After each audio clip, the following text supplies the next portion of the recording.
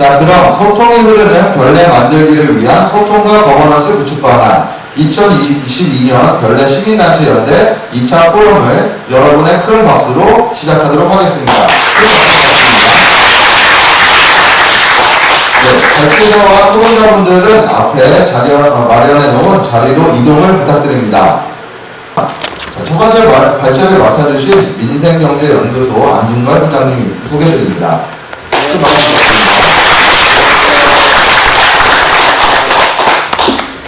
네, 두 번째 발제를 맡아주신 한세대학교 오홍진 교수님을 소개드립니다.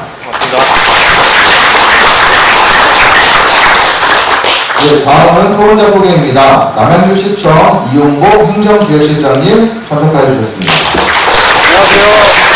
안녕하세요. 네, 국민의힘 김동훈 시의원님 소개드립니다. 안녕하십니까.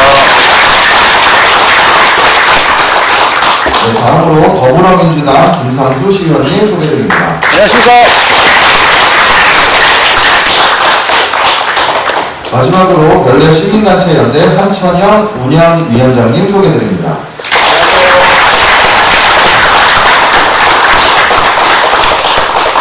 네, 그러면 바로 첫 번째 발제를 민생경제연구소 안진걸 소장님의 발제로 시작하도록 하겠습니다. 예, 안녕하십니까. 안녕하세요. 이렇게 낮에 이렇게 많은 분들이 모여 계셔가지고 놀랍기도 하고 고맙기도 하고 참 반갑습니다. 가까운 동네 상일동에서 왔습니다. 안진걸이라고 합니다. 오늘 포럼 취지가 그 살기 좋은 원래 또 살기 좋은 남양주시 만들기, 또 나아가 뭐 경기도랑 대한민국까지 더 살기 좋게 만들면 좋겠지만 일단은 우리 동네 안전하고 또 건강하고 또 이렇게 이웃의 정이 넘치는 좋은 동네 만들기 과정에서 있는 포럼이라고 제가 생각해 보고요. 제가 이제 상일동하고 하남시 남양주 가까우니까 많이 저도 다니거든요. 저도 그 동네에서 계속 제가 캠페인 했던 게 있었습니다. 그 시내에서 버스가 끊어지면 자석부 타고 상일을 지나서 내려야 되는데 깜빡 잠이 들면 하남까지 가거든요. 그래서 내려서 이제 한꺼번에 걸어오면 그 하남하고 상일동 접경에 인도가 없습니다. 근데 택시 타면 몇만 원이 나오거든요. 제 같은 서민들은 걸어서 그래 양 이렇게 된 거 살도 뺄 겸 걸어서 가자는데 정말 상일동하고 하남시하고 접경에 사람들이 오고 가긴 하는데 아직도 인도가 없습니다. 얼마나 위험합니까? 그러니까 우리가 사는 동네에서 아마 이런 크고 작은 이슈들이 있을 텐데 이제 그것들을 저는 주로 연구해왔기 때문에 아마 그 부분을 좀 말씀드리겠습니다. 어떤 화면이 좀 커졌는데 다양한 일들을 해왔습니다. 반값 등록금 투쟁이라고 기억나시죠? 2011년도에 지금 자녀가 대학생이거나 중고등학생분들은 이제 국가장학금에 굉장히 관심이 많으신데 2011년도에 반값 등록금이라는 국민적 캠페인을 해가지고 2012년도에 우리나라의 국가장학금 제도라는 교육에서요. 좀 이따 나오겠지만 최대 700만원까지 대학생 1인당 작게는 350만원까지 국가장학금이 지급됩니다. 그러면 많은 선배님들과 부모님들이 그거 학자금 나중에 갚아야 되는 학자금으로 주는 걸로 오해하는 분들이 있더라고요. 그냥 우리나라도 유럽식 무상교육까지는 아니지만 거의 무상교육 또는 반값 등록금에 준하는 반환 의무가 없는 국가장학금을 최대 700만원까지 지급하는 계기가 됐습니다. 그러니까 동네 이슈는 아니지만 국민들께서 주권자의 국민들께서 뭔가를 문제제기와 캠페인해서 놀라운 변화가 생긴 거죠. 1년에 4조 원 가까운 예산이 배정이 되니까요. 아시다시피 지금 초중고등학교 전부 다 무상교육하고 친환경 무상급식 하고 있는데 이것도 전부 다 우리 국민들께서 오랫동안 교육시민단체로 캠페인해서 대학까지 무상교육하고 있는 나라는 많은데요. 초등학교, 중학교, 고등학교 친환경 무상급식까지 하는 나라는 대한민국 가장 선진국입니다. 그래서 오히려 요즘은 다른 나라에서 선진국들에서 우리는 무상교육만 했는데 대한민국은 어떻게 친환경 무상급식까지 하냐 배우러 오기도 합니다. 그러니까 당시에는 여야 간의 논쟁도 있고 그랬지만 지금 여야 할 것 없이 다 누구나 함께 잘 유지하고 있잖아요. 진보, 중도, 보수 이런 좋은 정책들을 계속 살려나가는 게 저는 의미가 있다고 저는 각종 캠페인을 했습니다. 그래서 최근에는 내내 제가 좋은 사회를 만들기 캠페인만 하고 법과 제도와 예산만 기다리기에는 어려운 분들이 많잖아요. 그래서 저희들이 그 꿈수저 청년 장학금이라는 것도 만들었어요. 그러니까 작은 시민 모임이지만 제가 이제 민생경제연구소나 안진걸과 함께하는 사람들, 뭐 안진걸 TV 뭐 이런 걸 저희들이 운영을 하고 있거든요. 그러니까 별내에 사시는 분들이 별내에서 크고 작은 시민 모임이나 협동조합이나 사회적기업이나 시민사회단체를 만드는 거하고 똑같이 저희도 만들었는데 안진걸과 함께하는 사람들에서 꿈수저 청년이라고. 꿈수저 청년은 뭐냐면요, 꿈은 많은데 돈은 없는 청년들 있잖아요. 너무 돈이 없어서 꿈을 실현하는 애는 없는 청년들에게 정말 저희 작지만 그동안 지금까지 3번에 걸쳐서 17명한테 5,100만원 국가장학금 아니고 이제 저희 민간 장학금을 지급했고, 이번 연말에는 이제 또 4번째 꿈수저 청년 장학금 지급을 준비하고 있습니다. 계속 넘어가 주시면 제가 화면으로 설명을 드릴게요. 한 1분씩 보여주십시오. 예, 그래서 유명한 가수 이정석님하고 10월 1일 제가 콘서트를 해요.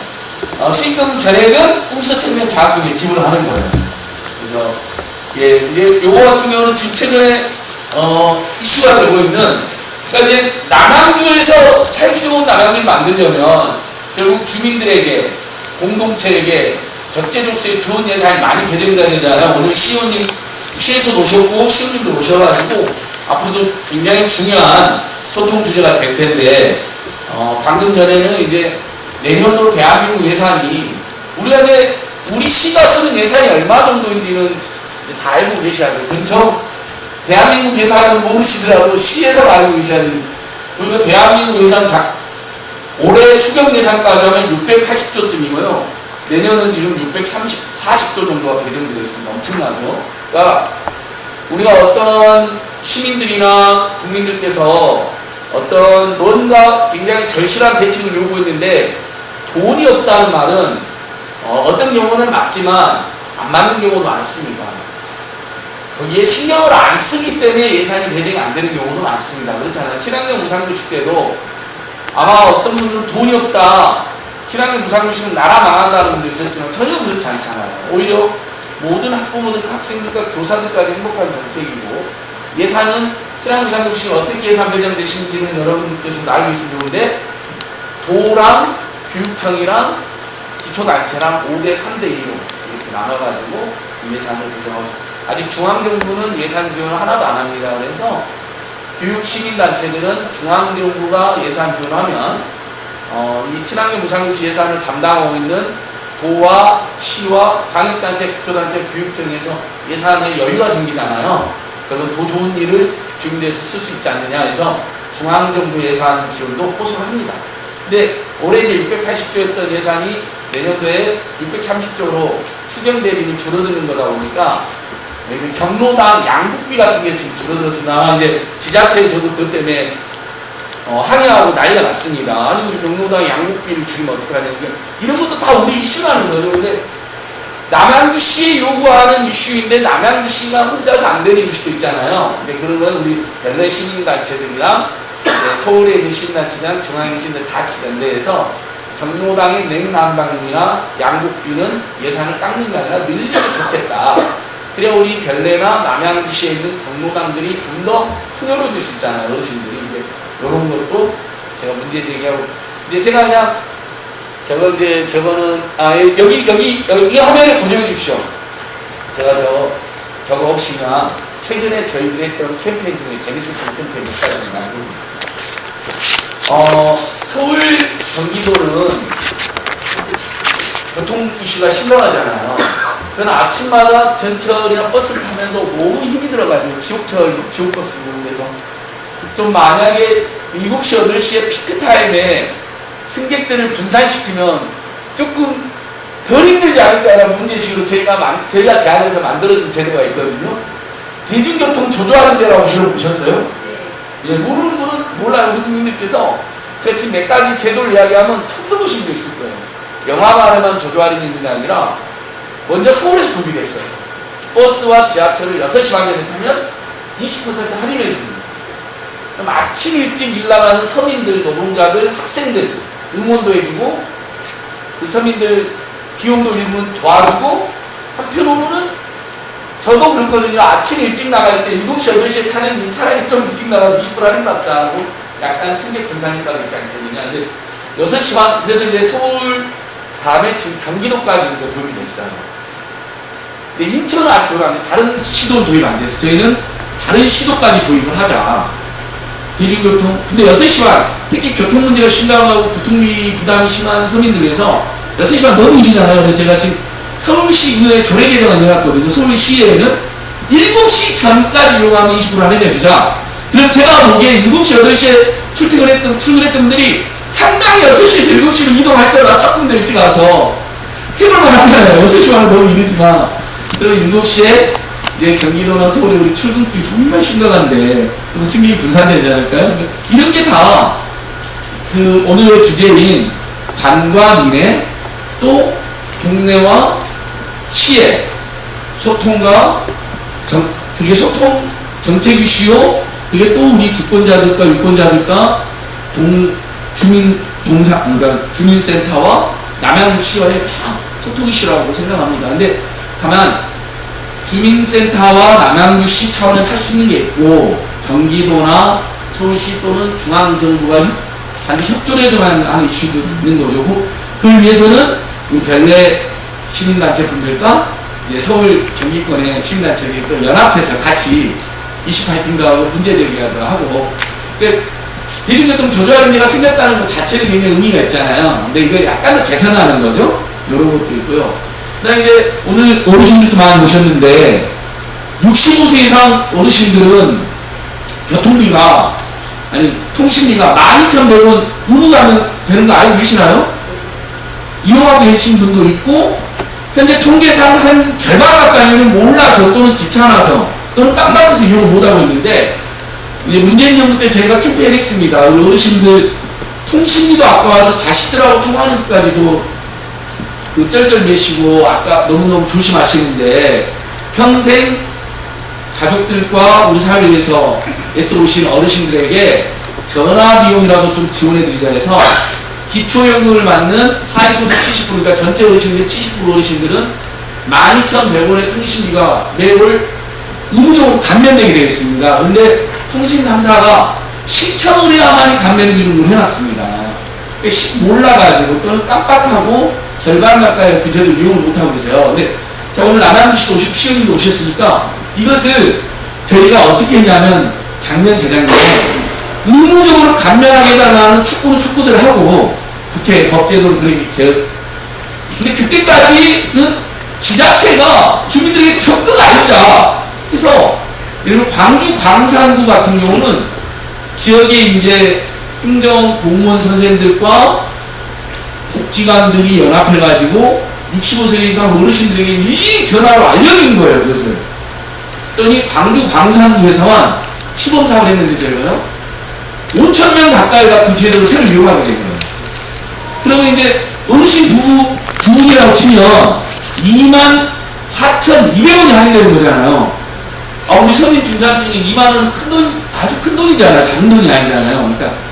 그러니까 이 제도는 중앙정부와 국회가 결정해서 생긴 제도이지만 몰라서 이용을 못하고 있는 주민들에게 혜택을 줄 수 있는 건 지방정부가 지역의 NGO가 얼마든지 할 수 있다는 거죠. 이해되시죠?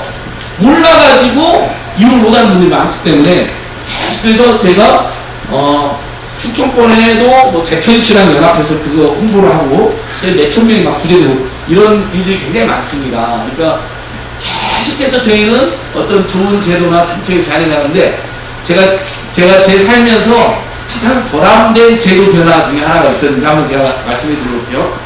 우리 선생님께서 이제 현금 인출하실 때 ATM 가셔서 현금 인출하잖아요.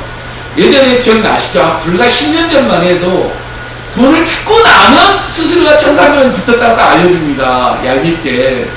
근데 그 친구들한테 수수료 5만원 안 아까운데 그 수수료 1,200원 참 아깝잖아요. 결혼식에 가서 축의금 딱 내고 왔는데 또 친구가 되려고 하잖아. 내 것 좀 내줘. 그럼 또 찾으러 가서 1,200원 내고 그 다음에 내는데 또 다른 친구가 연락와갖고 내 것도 내주는 게 에라이 나쁜 놈들아 막 하면서 그 수수료가 너무 아까운 거 귀찮기도 하지만 그래서 저는 개인적으로는 친구들한테 축의금이나 조금 내달라고 그럴 때 수수료까지 해서 51,200원을 보내줍니다. 미안하니까 수고를 해주는 것도 미안한데 스스로 근데 이제 그걸 가만히 보면 제가 연구를 했어요. 제가 이제 희망제작소라고 하는 싱크탱크에서 일을 할 텐데요. 시민들의 아이디어로 세상을 바꿔보자는 캠페인을 했는데 의외로 이거에 대한 문제가 많았어요. 그래서 제가 은행권에 요구를 했죠. 캐나다를 보니까 돈 찾기 전에 수수료가 얼마인지 먼저 알려주더라. 그 다음에 그 수수료를 내면서도 돈을 찾을 거면 yes. 이 수수료 때문에 나는 이번에는 돈 안 찾으라 노를 누르게 해놨더라.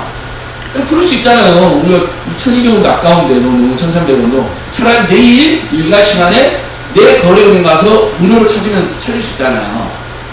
그래서 지금은 돈 찾을 때 보시면 수수료 먼저 알려주죠. 그 다음에 영수증도 받을지 말 건지도 선택할 수 있게 해놨죠. 용진 낭비 안 되게 또 저희들이 제안해서 된 겁니다. 박수 한번 쳐주세요. 별거 아니지만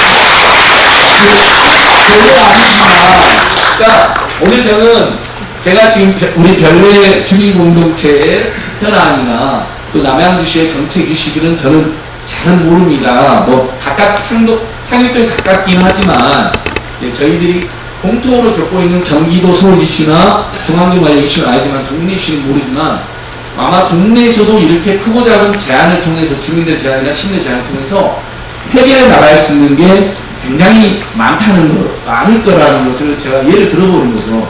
그러니까 사방팔방에 주민들의 삶을 개선할 수 있는 이슈가 있습니다. 이제 이것은 뭐 이러면 지하철 손잡이 같은 경우는 이것도 저희들이 한 캠페인인데 그 어린이들이 국회에 가가지고 어린이들이 만들고 싶은 법을 만들어가라고 했어요. 그게 어린이 국회라는 제도인데요. 프랑스 같은 경우는 어린이 국회에서 통과시킨 법은 성인께서 의무적으로 논의를 해야 돼요. 그만큼 어린이들에게 권리를 주는 거죠. 우리 남양주 시의회에서도 그렇게 해볼 수 있는 겁니다. 남양주시 어린이 의원들을, 명예의원들을 초등학교당 한 명씩 만들어가지고요. 거기서 조례를 만들게 하는 거예요. 어렸을 때부터 사회 참여를 배우고 공동체가 고민을 하겠죠? 근데 그 조례가 남양주시 어린이의회에서 통과된 조례를 법적 권한을 줄 수는 있겠지만 남양주시의 성인의회에서 의무적으로 논의할 수 있잖아요. 우리 어린이들의 소중한 제안이다. 시험님들 어떻습니까? 이걸 통과시키는 게 아니라 논의를 해봐라는 건데 프랑스는 그렇게 법을 해놨더라고요. 어린이 의원들이 제안하면 프랑스 성인 국회가 논의를 하는 거예요. 우리는 아직은 그렇게 안 되는데 그래서 대한민국에서 어린이 국회라는 걸 만들어서 첫 번째 2005년도인가 어린이 국회가 처음 열렸는데 어린이들이 만든 첫 번째 법안이 무엇이었냐면요. 지하철 선반을 낮춰달라는 거였어요. 가방을 자기 힘으로 올리고 싶었던 거예요. 근데 선반이 너무 높잖아요. 우리 같은 키 작은 어른들도 높잖아요. 근데 이건 실패했어요. 왜냐면 저희가 선반을 부분 쪽으로 낮춰보려고 했거든요. 지하철 공사랑 같이. 근데 어른들이 이러시다 부딪히거나 선반이 낮으면 중압감이 느껴지는 거예요. 이렇게 앉으실 때 시선이 이렇게 굉장히 우리가 시각이 높잖아요.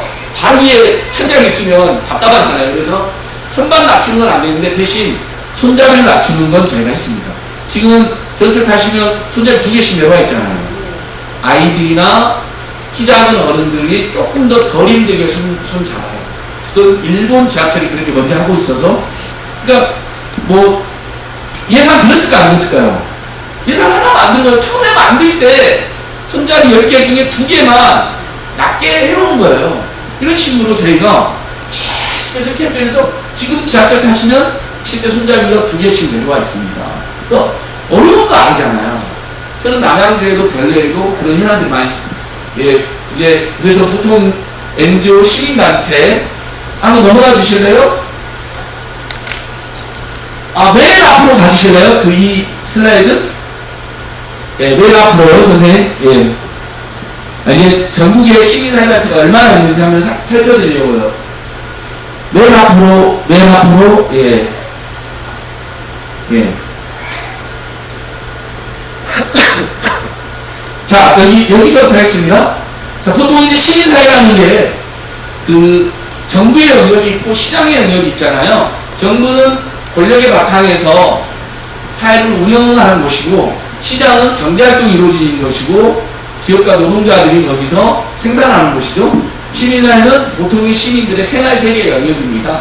그래서 보통 정부와 시장과 시민사회가 이렇게 각각의 섹터를 구성하면서 그 사회를 운영한다라고 최근 현대사회학이 해석을 합니다.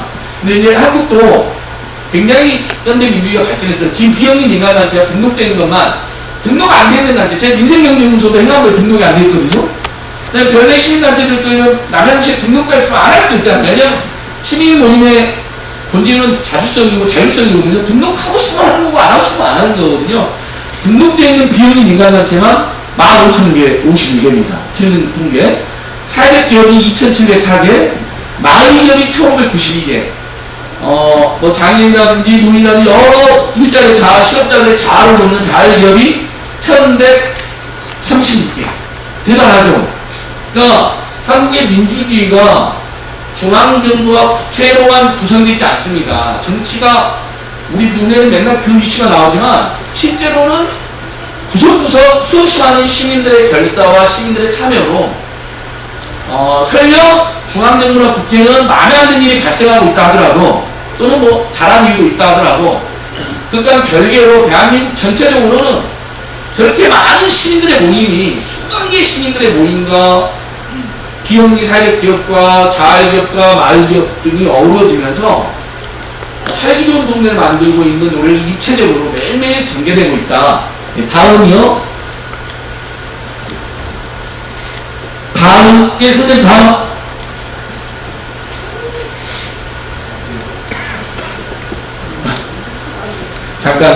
잠깐 나가시면 돼요. 괜찮습니다. 그래서, 근데, 보니까 서울하고 경기도에 압도적으로 많아요.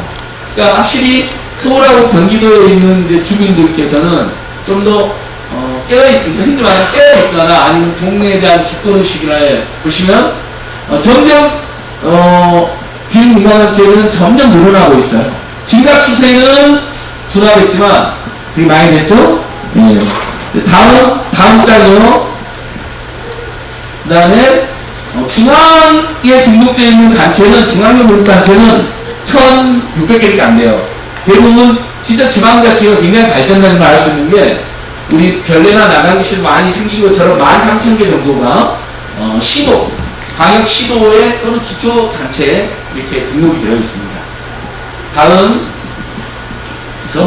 근데 아직까지는 서울, 경기, 인천 등에 5,300여 개가 분포되어 있어요. 그러니까 이제 일부 지역에는 아직도 풀뿌리 민주주의의 확산에 조금 어려움이 있는 것 같아요. 다음은, 단체들은 보면, 이제, 일명 별내에 있는 남양주에 있는 시민분들 주제가 있잖아요. 고유한. 보면, 문화체육, 복지, 청년, 아동, 환경, 정치, 경제가 굉장히 많습니다. 권력, 흔히 말하는 뭐 민변, 참여연대, 경실련을 대표는 권력단체는 그렇게 많지는 않아요. 오히려 복지, 특히 최근에는 전국적으로 시민단체, 가장 많이 늘어난 시민단체들은 생활협동조합하고 동물권 단체들입니다. 그 다음에 채식 관련 단체들입니다. 그러니까 이제 아직도 빈곤 문제가 심각하고 양극화 문제가 남아있긴 하지만 전체적으로 한국 국민들의 주제는 이제 먹고 사는 민생 문제를 넘어서서 기후위기, 환경, 에너지.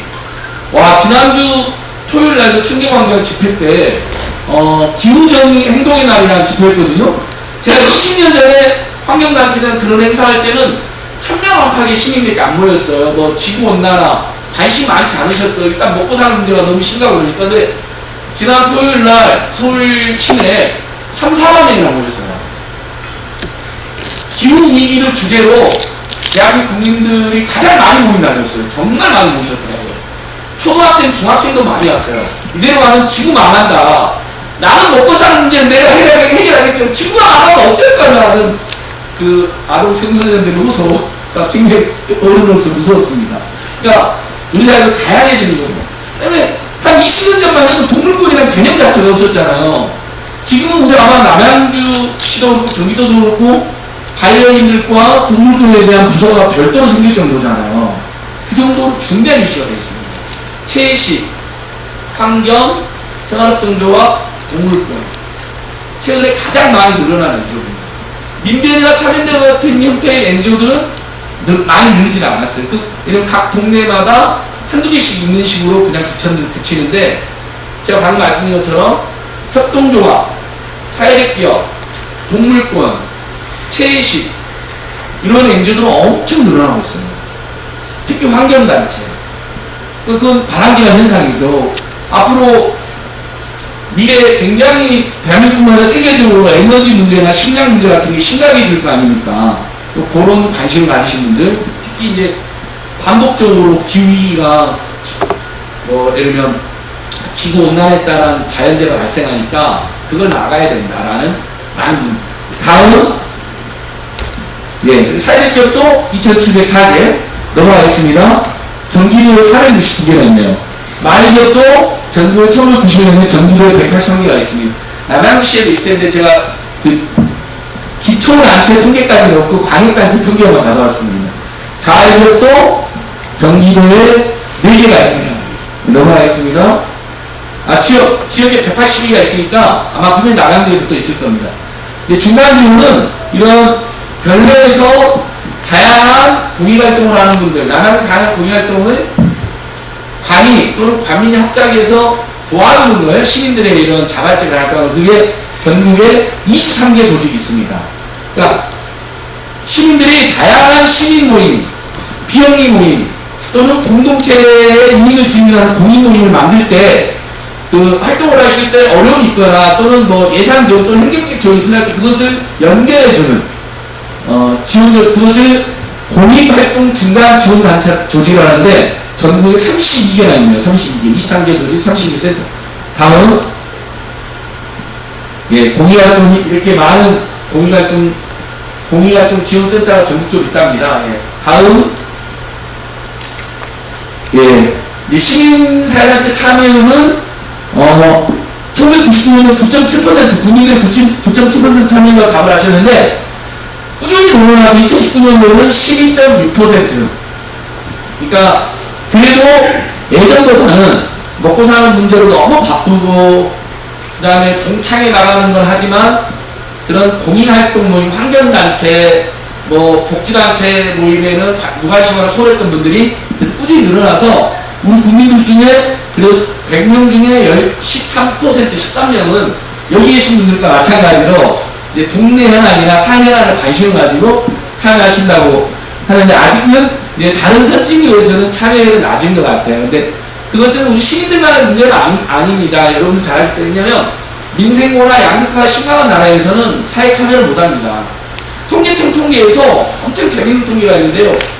우리 국민의 소득이 줄어들거나 경제 성장률이 줄어들면 교육비는 잘 안 줄어들어요. 가게에서 가장 많은 지출 차지하는 교육비를 줄 것 같잖아요. 우리나라 국민들 교육비는 안 주셔요. 이거 무조건 잘 준다! 그럼 뭘 주니까요? 경조사비, 기부금. 친구들 결혼식 가야 되는데 안 가거나 조금만 내거나, 그 다음에 교회 헌금 안 가거나 조금만 내거나, 그 다음에 시민단체에 기부금 내는 거 줄이거나, 경조사비, 기부금 몇십 개를 줄입니다. 교육비는 안 줄이죠. 대단하죠. 그래서 하고 싶어도 참여하지 못하는 분들이 여전히 많다. 그렇다면 결국은 전체 차원에서 양극화 불평등 민생고 문제를 해결하는 노력은 필수적으로 계속돼야 된다. 그래야지 시민들이 동네나 사회나 나라 현안에 참여도 하고 이런 좋은 아이디어도 내지 않느냐. 다음 그냥 계속 넘어가겠습니다. 전문가, 자원봉사, 회원, 여러 분들이 모여서 한다는 것이고요. 쭉 넘어가 주시면요.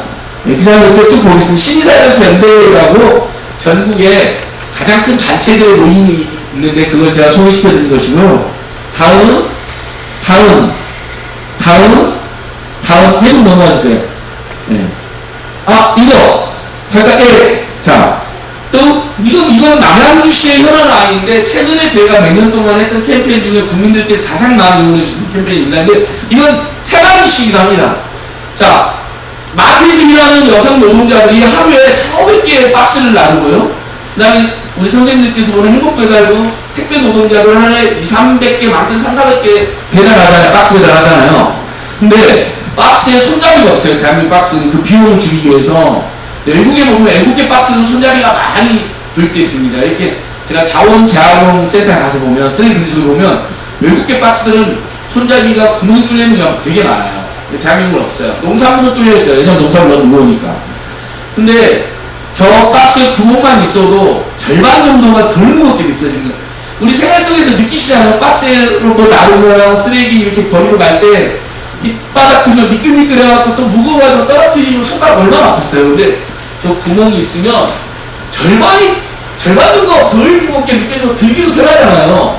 그래서 제가 최근에 했던 캠페인 중에 이제 이런 이슈를 소개시켜드린 이유는 남양주시에서 별내에서도 그런 이슈들이 있을 수 있으니까 말씀드린 겁니다. 박스에 손잡이 설치하다. 그럼 저 박스 가지고 가는 분들 얼마나 도움이 돼요? 집집마다 박스 사용하실 때 편하시겠죠? 그래서 정말 대한민국은 저는 살아있는 나라라고 생각해요. 희망이 있습니다. 우체국이 택배 사업을 하잖아요. 지금 우체국에 가면 5박스, 4박스가 큰 박스거든요. 5박스, 4박스는 구멍이 뚫려져 있습니다. 무거운 거 시민이 나를 때든 우체국 직원이 나를 때든 택배기사님이 나를 때든 아니면 우리가 그 나중에 받아서 우리가 나를 때든 무거운 5, 4박스는 이제 손잡이가 있으니까 훨씬 용이하게 날 수 있습니다. 이제 이렇게 우리의 삶을 최근에 동네마다 보면 버스 정류장에 횡단보도 보면 이렇게 잠시 햇빛 피해서 햇빛 가리기 위한 간이장이 있죠. 이거 얼마나 좋은 아이디어입니까? 이거 서울시에서 시작해서 지금 전국화되고 있잖아요. 몇 년 전부터. 이거 너무 좋은 아이디어, 사람 너무너무 좋아합니다. 햇빛 가리개랑 간이의자. 서울 성동구청장은 시민들이 전화로 물어보면 반드시 답을 해준다고 그렇게 하기 쉽지 않겠지만 그래서 그건 지금 인기가 급상승하고 있던데. 그러니까 거기에도 보면 동네 주민들이랑 다양한 아이디어를 준다고 받는 거예요. 성동구청 직접. 공무원도 받고 우회에서 받겠지만 구청장도 직접. 그래서 정책으로 스마트이 굉장히 많다는 거예요. 그러면서 그분이 이번에 압도적으로 당선도 된 결과도 있었는데, 그러니까 이런 크고 작은 이슈들이 있었을 때 우리가 개개인으로 나서서 제안할 수 있지만 별내의 시민 모임, 협동조합, 사회적 기업, 마을 기업, 자활 기업, 또는 크고 작은 비정부 기구, 비영리 기구를 만들어서 이 지인이 열심히 활동을 계시잖아요.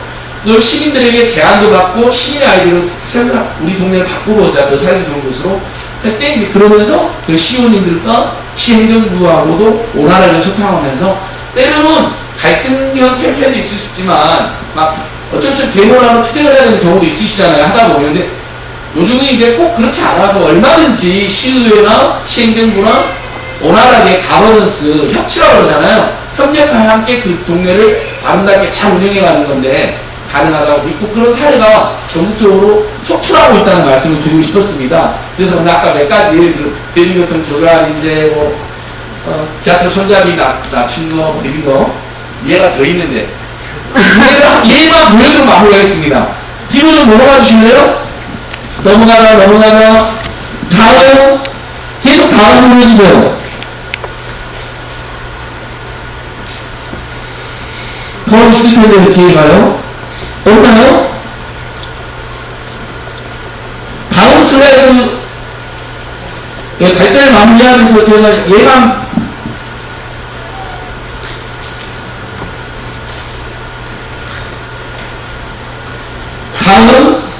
다음 예 죄송합니다. 계속 뒤로 넘어가 주세요. 계속 뒤로 넘어가 주세요.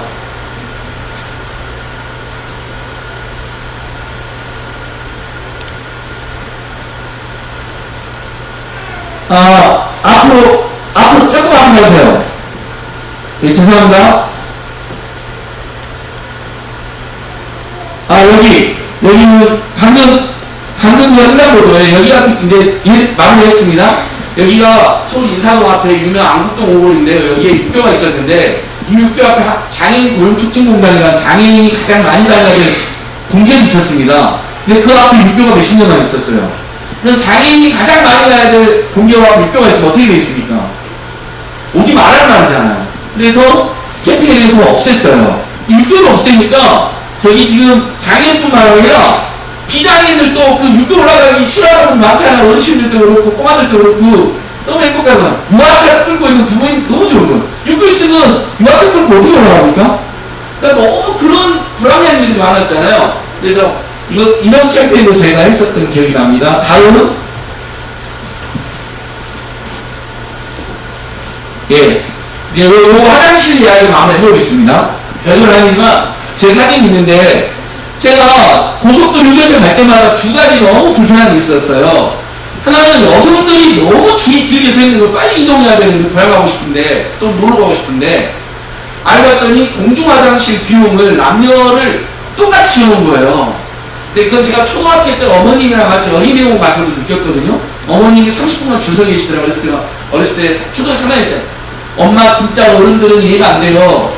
남자들은 대충 하고 나오고 손도 안 씻고 나오고 막 아무 데서 일도 보고 그러니까 남자 화장실을 조금 재놓고 여자 화장실을 넓게 지어놔야죠. 그래야 여성들이 줄 안 쓰죠. 엄마가 지금 줄 서 있잖아요. 나 배고파 죽겠는데. 근데 우리 어머니가 막 대견하다고 제가 초등학교 3학년 때부터 이제 시민단체 피가 흘렀던 것 같아요. 그래서 제가 성인이 돼서 그때는 해결 안 됐어요. 아직도 사람 많이 모이는 곳이나 고속도로에서나 유원지 같은 데는 여성들 화장실 길게 쓰잖아요. 알고 보니까 공중화장실법에 남녀 화장실 면제를 같이 놓은 거예요. 2002년도에 제가 문제 제기를 했습니다. 당시 여성단체나 시민단체들이 국가인권위원회 이런 차별 이후 인권 침해다. 여성들만 줄 길게 그래서 지금 공중화장실법이 실제 어떻게 바뀌었냐면요. 남자 변기, 입변기, 자변기 숫자보다 여자 변기가 더 많아야 된다고 규정되어 있어요. 이게 무슨 말인지 아시겠죠? 면적이 여성 화장실 면적이 더 넓게 돼야 돼요. 두 번째, 특별한 곳이 1.5배로 많아야 돼요. 여성들이 줄을 안 쓸 거 아닙니까? 짐도 줄 서잖아요. 고속도로 조류역에서도 마찬가지예요. 남녀 화장실 두 가지까지 줄여놨어요. 여성들 줄 막 100m 서 있어요. 여성 화장실을 4개, 남자 화장실 2개. 그럼 딱 맞아요. 이런 식으로 하자는 거죠. 이게 무슨 성평등, 꼭 성평등 이야기가 그게 아니잖아요. 우리 엄마, 우리 아내, 우리 딸이 길게 줄 서 시를 참으면서 얼마나 불합리합니까? 그런데 그 다음에 두 번째, 고속도로역에서 하면 남성들이 서서 자변기에서 쉬기가 너무 더러운 거예요. 진짜 들러기 싫죠. 그래서 자변기에서는 앉아서 쉬가자는 캠페인을 제가 했었어요. 실제로. 그러면 독일 사람들의 독일 남자들 대부분은 앉아서 쉬한대요. 그냥 다음에 이용하는 사람들한테 불편함 안 주려고. 우리는 남한국에서 통해서 우리가 이렇게 할 수 있잖아요. 각종 캠페인이 있다 이런 이야기 들어옵니다. 일단 1차 발전 마치겠습니다. 감사합니다. 모시기 힘든 분이시라서 더 듣고 싶어가지고 뒤에서 계속 끊으라고 하는데 못 끊고 집에서 하게 됐습니다. 네, 사례를 중심으로 말씀해 주셨는데요. 시민 스스로가 시민사회단체를 통해서 지역이 어떻게 변화가 되는지 그거에 대한 효능감 그리고 그거를 같이 해보자 라는 말씀을 사례 중심으로 말씀해 주셨습니다. 다음 발제로 한세대학교 오홍진 교수님 발제를 진행해 주시겠습니다. 교수님 죄송한데 시간을 꼭 엄수해서 부탁을 드리겠습니다. 네, 17시 10분까지인데요. 네, 시간이 좀 너무 부족하시지만 최대한 부탁드리겠습니다. 15분까지 부탁드립니다. 네. 네, 반갑습니다. 제가 그 마이크로 써드릴까요? 네, 반갑습니다.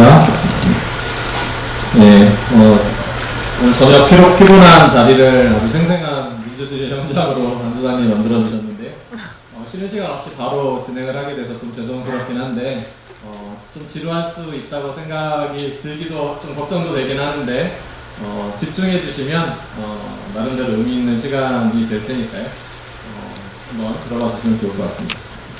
제가 오늘 여러분들하고 말씀 나누게 될 주제는 지역사회 소통 강화과 사례라고 하는 아주 멋진 타이틀을 걸어주셨어요. 제 측에서. 예, 근데 제가 연락받기로는 시민사회와 공직사회, 그러니까 지방정부와 소통 사례가 될 만한 해외에서의 사례를 찾아서 이렇게 같이 좀 공유할 수 없겠느냐라고 하는 연락을 받고, 저는 이제 일본에서 오사카가 시가 있고 부가 있잖아요. 도도부연에 안에서. 거기서 이제 사카이시라고 하는 시가 실제 이제 이중돌봄의 문제를 어떻게 대응하느냐와 관련된 얘기를 조금 간단하게 요약해서 여러분께 좀 소개시켜 드리려고 준비해서 갖고 왔습니다.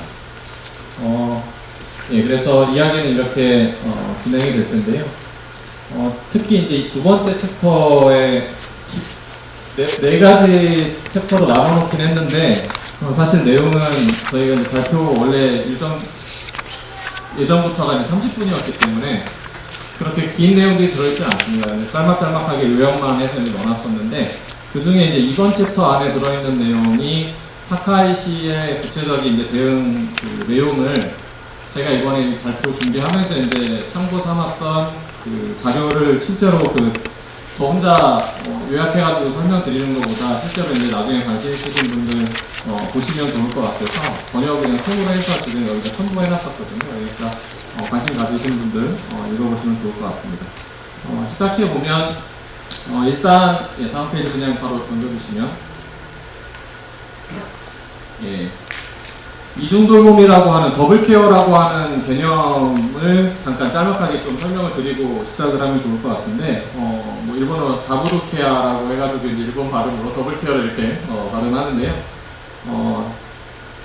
단어 의미는 그렇게 어렵지 않습니다. 여러분들이 다들 경험하셨을 아이 돌보면서 부모님 부양까지 같이 하는 그런 두 가지 상황을 동기간 안에 활동을 해야 하는 그런 상황이 이제 이중 돌봄이라고 하는 단어로 표현을 하거든요.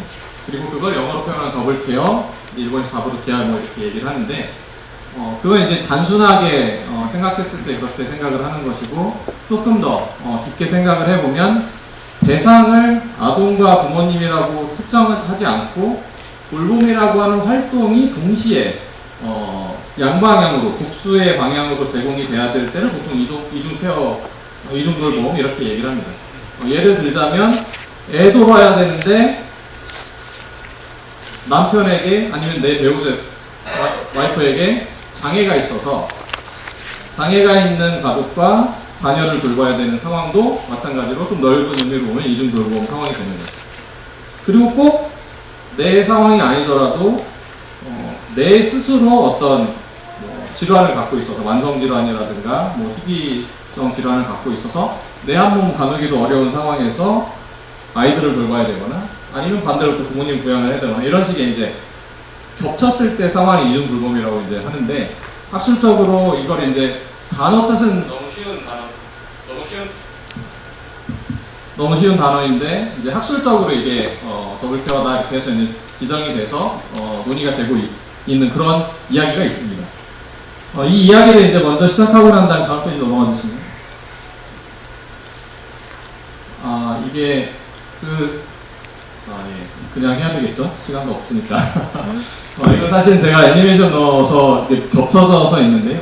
쉽게 얘기하면 이 조금 전에 소개해드렸던 이중 돌봄이라고 하는 개념을 지금 제가 뜻을 설명을 해드렸지만 여러분들이 이제 인식하시기를 나의 어떤 한 명이 개인이 감당해야 되는 이슈가 아니라 우리 사회 공동체가 함께 대응해야 하는 어떤 하나의 문제, 사회 문제라고 보통 얘기하죠.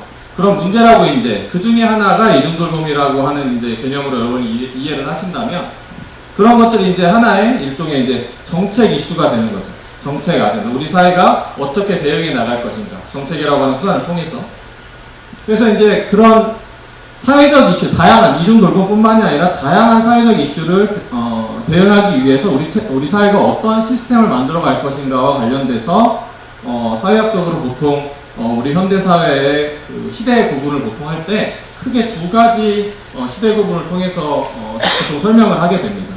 그리고 각 시대에 따라서 여러 가지 정책 이슈나 정책 아젠다들을 대응하는 그 시스템에 대해서 보통 전문 용어로 얘기할 때는 복지국가다 이런 표현을 쓰게 되는 거죠.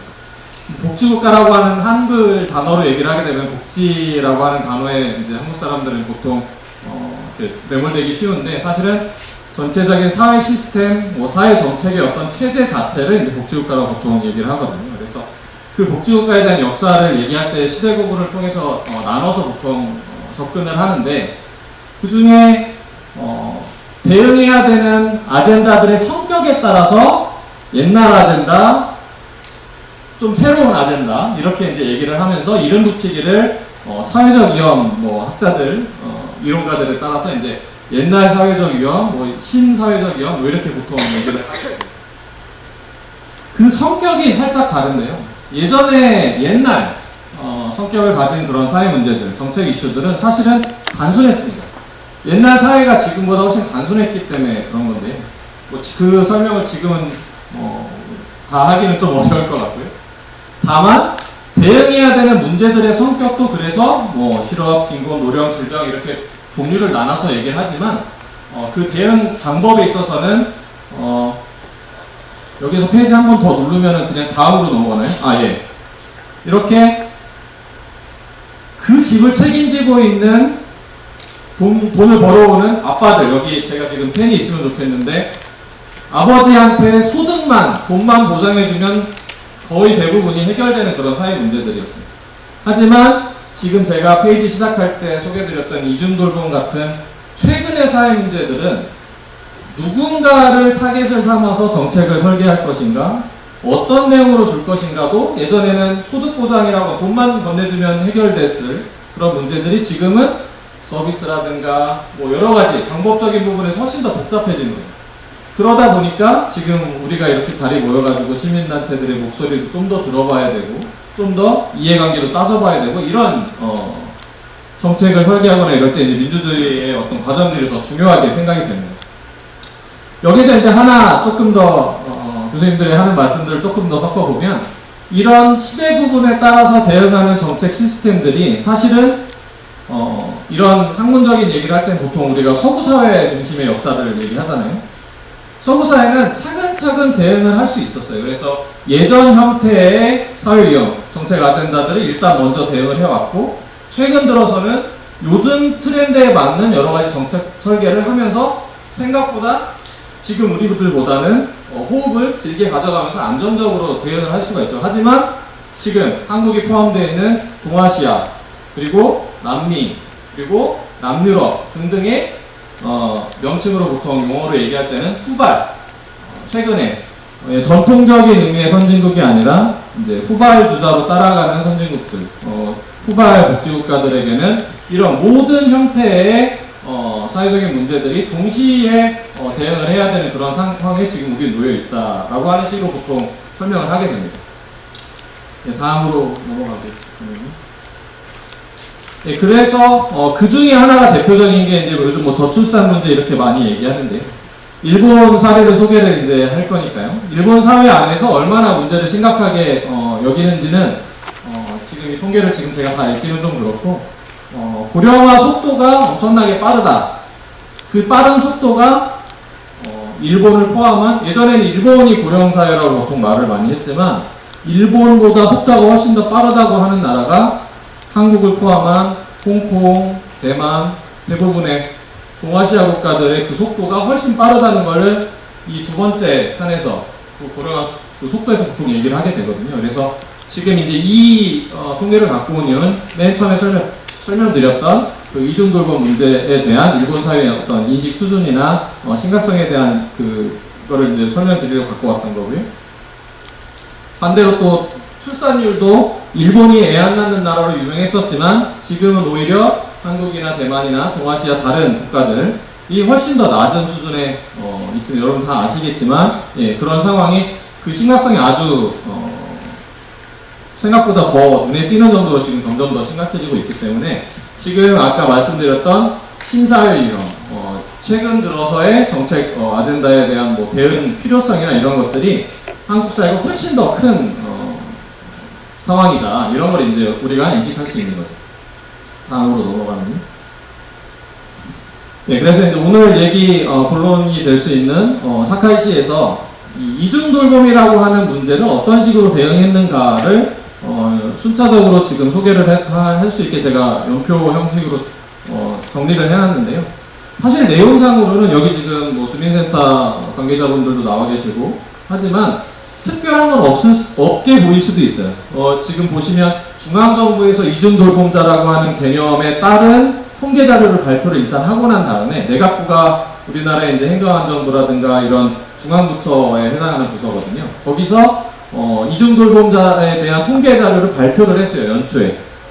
그러고 난 뒤에 그거에 따른 사카이시 지방정부죠. 지방정부가 그럼 우리 동네에서는 이중돌봄자들이 몇 명이나 있을까를 생각을 하고 그거에 대한 심각성을 알아보기 위해서 실태조사를 하고 난 뒤에 그 실태조사의 결과를 나름대로 좀 분석해보고 살펴본 이후에 실제로 뭐 상단청구도 개설하고 또 이중돌봄이라고 하는 개념에 대한 뭐 문제의 어떤 심각성이나 이런 것들을 이제 설파하기 위해서 뭐 세미나 같은 것도 열고 그 뒤에 실제 조례 개정이나 이런 걸 통해서 이중돌봄이라고 했으니까 애들 돌보고 어르신 모시는 그 문제와 관련되어 있기 때문에 개호보험하고 보육제도와 관련돼서 본인들이 할 수 있는 범위 안에서 조례를 수정해서 뭐 시설에 입소하는 자격 기준을 좀 완화시켜준다든가 이런 식으로 이제 순차적으로 대응을 했던 그런 내용이거든요.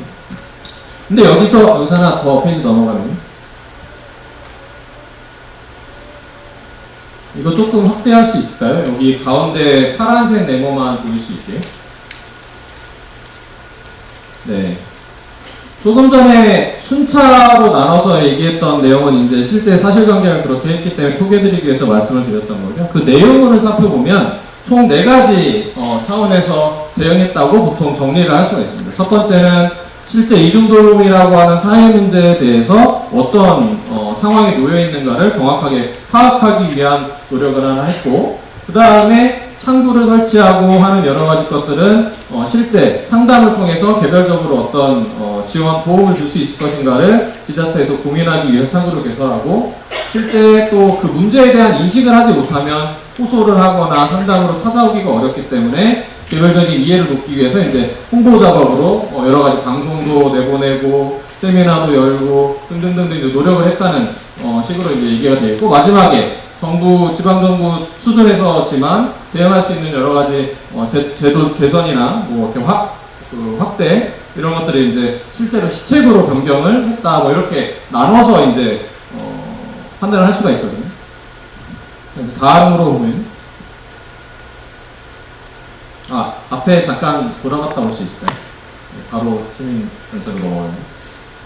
이렇게 된 사카이 시에서의 반응을 이제 내용을 보시게 되면 구체적인 내용들이 이제 첨부된 그 자료를 이제 읽으시면 좋을 것 같은데, 이제 결론만 나눠서 이렇게 보시게 되면 제가 여기서 여러분들한테 말씀드리고 싶은 건 사실은 이중돌봄이라고 하는 그 문제에 대한 인식을 지방정부에서 확실하게 하고 있었던 그 문제에 대한 인식, 그리고 그걸 통해서 여러 가지 현황을 파악해보고 시민들에게 다시 그걸 알리고 제도를 개선하기 위한 여러 가지 시책적 노력, 이런 것들에 사실은 큰 의미가 있다고 생각을 하는데, 다음 페이지로 넘어가서 이제 시민 사회단체와 이제 이 부분을 이제 연결을 시켜서 설명을 좀 드려보면, 아까 전에 조금 전에 앞서서 저보다 먼저 말씀하셨던 안 소장님도 시민단체에 대한 의미나 이런 것들을 페이지를 만들어서 설명을 해주셨는데, 그 중에 제가 하나만 설명을 드리려고 한다면, 사실은 시민단체의 특징 중에 하나는 다양한 이슈들을 목소리를 내는 다양한 단체들이 모여 있다는 데에 그 특징이 하나가 있습니다. 그렇잖아요. 여러 가지 뭐 환경도 얘기를 하기도 하고, 조금 전에 제가 소개드렸던 뭐 돌봄이나 뭐 여러 가지 사회 문제 중에 환경 말고도 또 무슨 문제가 있죠? 뭐 노동 문제 아니면 무슨 여러 가지 경제적인 문제, 여러 가지 문제들을 각각의 목소리를 내는 단체들이 다 하나씩 각기 존재를 하는데, 하지만 그럼에도 불구하고 시민단체들이라고 하는 그 조직의 성격에서는 여기 공통성이 있습니다. 공통점을 갖고 있습니다. 뭐 비정부성이라든가 영리를 추구하지 않는 성격, 그리고 자발적으로 모인 어떤 시민성, 뭐 이런 것들을 밑에 기반으로 깔고 있다고 하는 공통점 때문에 사실은 시민단체들은 각자의 목소리나 각자의 색깔이 아무리 다르더라도 어떤 지위에 놓여 있다고 하는 큰 특징을 갖죠? 여기 제가 알기로는 지금 여기 오신 분들이 지금 시민활동 하시는 분들로 저는 들은 것 같은데, 아무리 본인들의 단체의 목적이나 활동의 어떤 색깔들이 다르다고 하더라도 시민단체 간에는 사실은 서로 간의 협조와 협의와 이런 준비들이 기본적으로 돼 있다고 하는 큰 특징을 갖는다는 게 사실은 학문적으로도 이미 알려져 있는 사실이죠. 그래서 사실은 제가 여러분들한테 다음으로 좀 넘어가요. 그래서 사실은 제가 강조드리고, 여기서 하나 더 넘어갈게요. 강조드리고 싶은 건 시민사회들의 어떤 기본적인 연대성에 추가적으로 요구되는 건 사실은 제가 늘 생각하는 문제의식은 공직사회와의 연결성이 얼마나 성공적으로 될 것인가가 각 지방자치단체 안에서의 시민들의 목소리가 반영이 될 것인가, 반영이 되지 않을 것인가, 되더라도 적절한 방향으로 아주 적합한 만족스러운 방향으로 될 것인가, 아니면 그저 형식적인 수준에 그칠 것인가에 판단이 나는 거라고 저는 평소에 늘 생각하고 있거든요. 그래서 여기 이제 제가 자료를 찾으면서 생각한 건 공직사회와 지방정부와 시민단체 간의 어떤 연대나 연합, 그리고 이제 소통 이런 것들을 생각할 때 여러 가지 이제 오해나 아니면 여러 가지 걱정거리나 이런 것들이 있을 수 있는데 요즘에 시민단체들은 또 예전에 우리가 일반적으로 알고 있었던 비정부성이나 영리성이나 이런 특징만 갖고 있지 않다라고 하는 것도 사실은 좀 언급할 필요가 있을 것 같아서 한 페이지 추가로 좀 제가 정리를 해놨는데요. 조직의 성격이 옛날처럼 순수한 어떤 뭐 사회 운동성, 뭐 투쟁성 이런 성격만 갖고 있지 않고 비영리와 영리 간의 경계가 좀 모호해지는 가장 전통적으로 시민단체의 어떤 한계점이라고 얘기됐던 것들이 사실은 조직의 계속성, 조직의 지속성 관련돼서 이제 문제가 있었는데 그런 것들을 극복하기 위한 방향으로 여러 가지 이제 노력을 하다 보면 조직의 성격이 사실은 단순히 비영리, 옛날에 NPO 성격만 갖는 그런 성격에서 영리적인 성격들이 이제 경계가 모호해지는 특징이 하나 있다고 하고 또 내용에 있어서도 투쟁이나 어떤 운동성 뭐 이런 것들 뿐만이 아니라 지금은 사람들이 모여서 여러 가지 현안 문제에 한 목소리를 내는 것 자체에 집중하는 그런 것들이 이제 비판이 아니라 행동 중심의 성격으로 지금 많이 변화해 있다 이렇게 이제 보통 설명을 하거든요. 그래서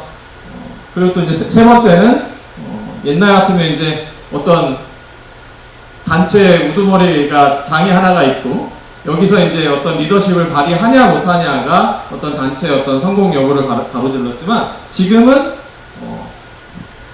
뭐 여러 가지 형태, 플랫폼 형태의 이제 운동이나 뭐 이런 것들을 얘기를 하기 때문에 그 성격이 조직 그 자체가 아니라 사람들이 모일 수 있는 공간이 확보가 되느냐 안 되느냐에 따라서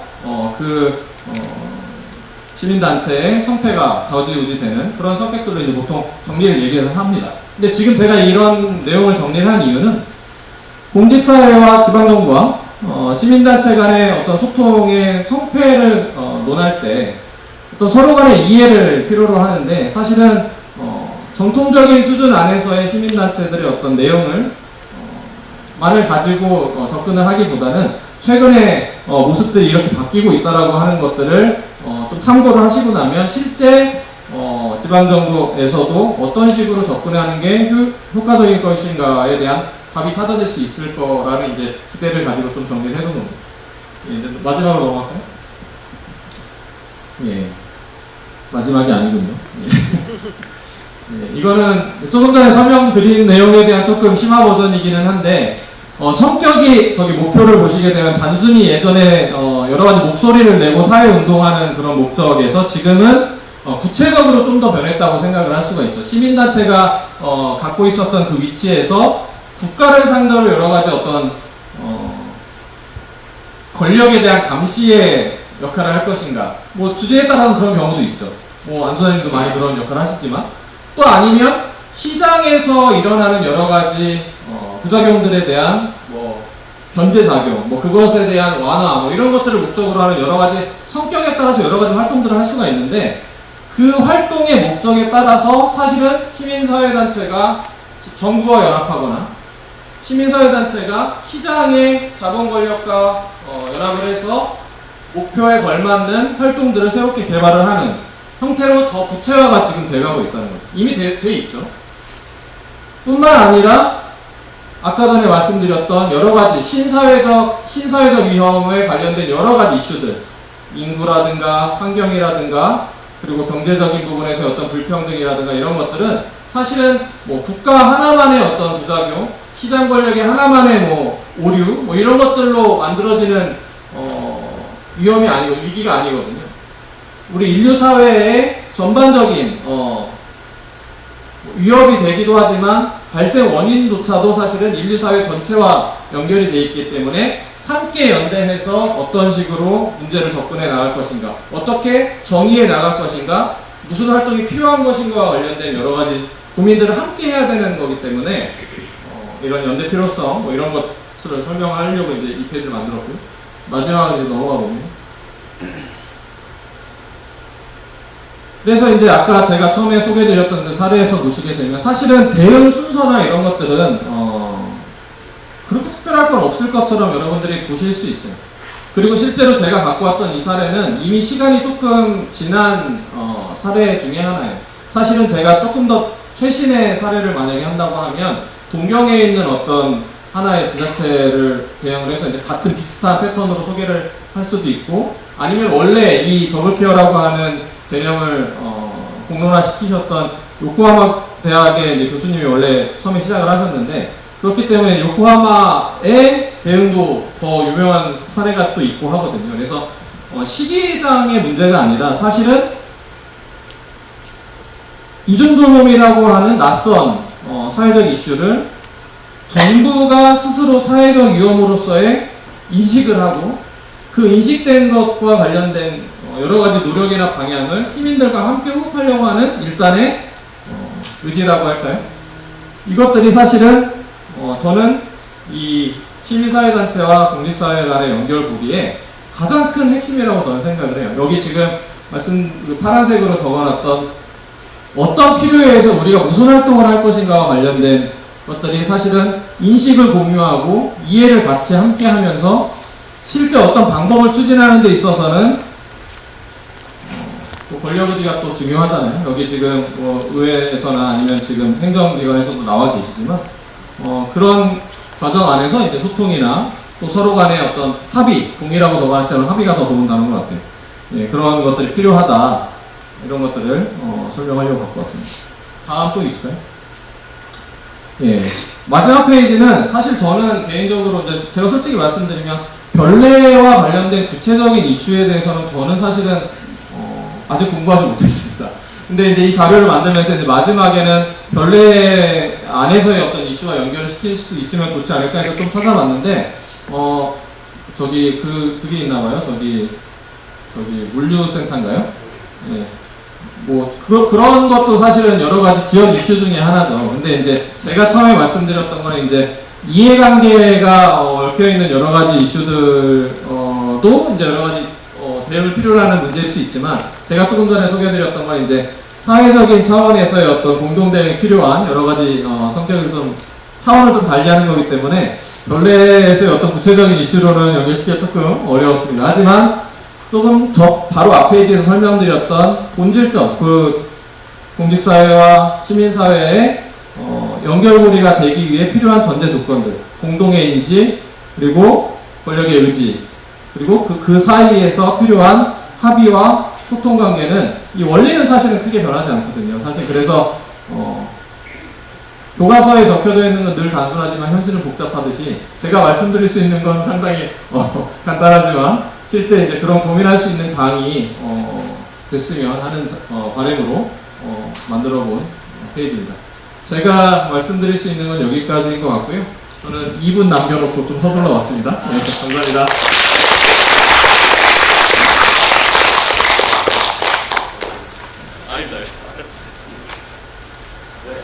발제해주신 오은진 교수님께 다시 한번 박수 부탁드립니다. 네, 들으면서 다시 한번 떠오르는 게 송파 세모녀 자살과 수원 세모녀 자살 사건이 다시 떠오르는데요. 이 더블케어라는 이중돌봄이 한국에도 있었으면 좀 한 번은 다시 다 되돌아볼 수 있었지 않을까 이렇게 또 생각이 듭니다. 지방정부와 시민사회단체가 같이 뭔가 공감을 하고 소통을 통해서 변화를 이뤄야 된다라는 중심으로 사례를 설명해 주셨고요. 이제 발제를 마치고 바로 토론으로 진행하고자 합니다. 토론, 첫 번째 토론자로서 남양주시청 이영복 행정직실장님께서 진행해 주시겠습니다. 네, 그냥 이걸로 하겠습니다. 네, 안녕하세요. 남양주시 행정직실장 이영복입니다.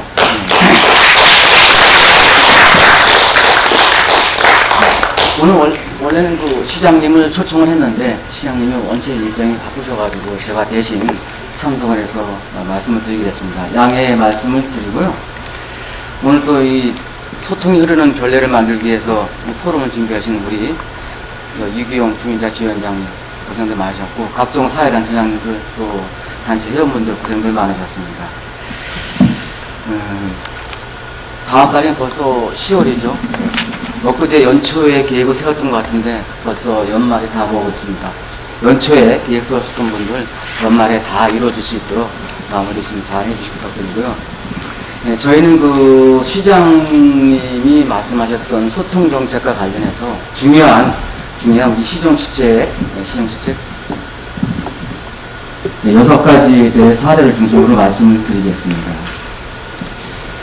우리 시는 95년도에 남양주시가 됐고 인구 74만이라는 외형적 성장을 많이 갖추고 있는데 재정 자립도나 이 손에 꼽을 만한 대형 기업이나 아니면 또 특별한 일자리를 만드는데 많은 한계가 있습니다.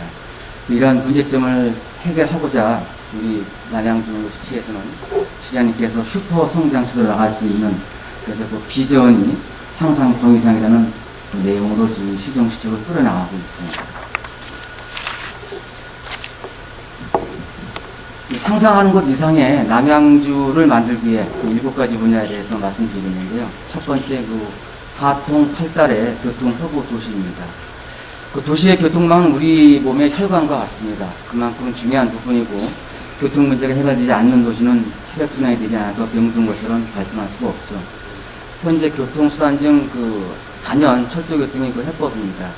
이에 우리 GTX B와 GTX D, EX 등 여러 가지 지하철 노선 확보와 연장의 속도를 내고 있고 특히 우리 그 지하철 8호선을 남양주를 거쳐서 별내까지 연결시키는데 우리 행정력을 좀 많이 집중시키고 있습니다. 두 번째는 미래 산업에 대한 자족도시를 만들고자 노력하고 있습니다. 앞서 말씀드렸듯이 우리 시는 외형적 성장을 좀 많이 거둬서 인구는 많이 늘어났지만 31%의 재정 자립도나 또 손에 꼽을 만한 기업은 없습니다. 그리고 일자리도 한계가 있고 대부분의 우리 시민들은 서울이나 인근 대도시로 직장을 다니면서 있기 때문에 그 주거 공간의 중심에 불균형을 보이고 있는 전형적인 베드타운의 모습을 보이고 있습니다. 안타까운 현실을 좀 극복하기 위해서 우리가 그 반도체라든지 미래형 대기업 유치와 첨단 산업단지를 조성하고자 왕숙지구의 140만 평방미터의 자족도시 기능을 갖춘 그런 대규모의 그 산업단지를 조성할 계획이 있습니다.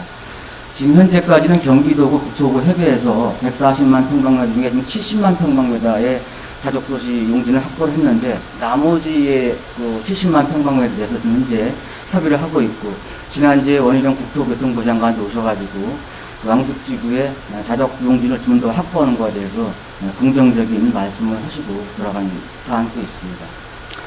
세 번째는 스마트 메가시티 조성입니다. 남양주시는 인구가 지금 74만에 와서 곧 100만의 도시로 성장합니다. 그러나 100만의 특례시 규모에는 아직도 부족한 부분이 많다고 생각이 되기 때문에 대형 종합병원 등 필수 시설 부족해서 우리 시의 내부에 미래형 의료 첨단 산업단지를 좀 유치하려고 노력을 하고 있습니다. 구체적인 말씀을 좀 자세하게 말씀드리면 어렵지만 지금 상당한 그 대형 종합병원하고 협의가 되고 있어서 조만간에 가시적인 성과가 좀 나타날 것 같고 그렇게 되면 아마 우리 시민들한테도 발표를 해서 우리 남양주시에도 병원 같은 병원, 대형 병원이 유치되기를 저희가 노력하겠습니다. 네 번째는 그 시민 맞춤 복지 제도입니다. 우리 그 도시의 성장도 중요하지만 그에 따른 소외 계층도 없어졌다고 생각합니다. 아까도 사회자께서 말씀하셔서 세모녀 자살 사건 등 여러 가지 말씀했는데 그 세대나 계층의 편중 없이 누구나 고르게 행복한 삶을 영위하도록 그에 맞는 공정한 혜택을 다하고 최선을 다하고 그다음에 사각지대가 발생하지 않도록 거미줄 같은 복지 사각망을 촘촘하게 구성할 계획이 있습니다. 다섯 번째는 돌봄의 교육도시입니다. 교육은 백년지 대기로 교육기관에 가서 도시를 선택하고 이사를 가기도 합니다. 교육 때문에 남양주를 선택할 수 있도록 교육여건 개선과 항상 안전하고 행복한 학교를 다닐 수 있도록 안전 환경을 만들도록 하겠습니다. 특히 우리 시에는 대형 또 4년제 종합대학이 특별한 게 없기 때문에 그 부분도 지금 몇 개 대학하고 협의해서 대학 유치를 하려고 지금 상당 부분 행정력을 집중하고 있다는 말씀을 드리겠습니다. 여섯 번째, 건강한 힐링 문화 도시입니다.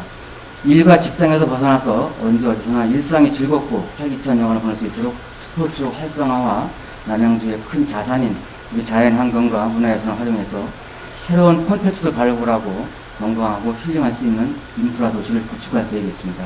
남양주에 지금 13개 명산이 있기 때문에 그 13개 명산을 활용해서 수목원과 휴양림, 그 다음에 산책로등을 조성하고 특히 둘레길 코스도 기위 14개 코스를 만들어놨는데 이거에 대해서 3개 코스를 더해가지고 시민분들이 안전하고 자유롭고 행복하게 걸을 수 있는 그런 부분을 만들겠습니다. 마지막으로 디지털 혁신 행정도시입니다. 이러한 약속들을 지키기 위해서는 우리 남양주 행정이 새롭게 변해야 된다고 생각을 합니다. 혼자 할 수 있는 일이 아니기 때문에 시민 여러분의 소통과 응원과 격려가 있어야 된다고 생각합니다. 그것이 시장 시대를 위한 진심 소통과 행정 혁신입니다. 그 시작으로 소외된 지역을 우선으로 우리 지역 현장을 직접 방문하는 1박 2일 진심소통의 시장님이 참여하셨습니다.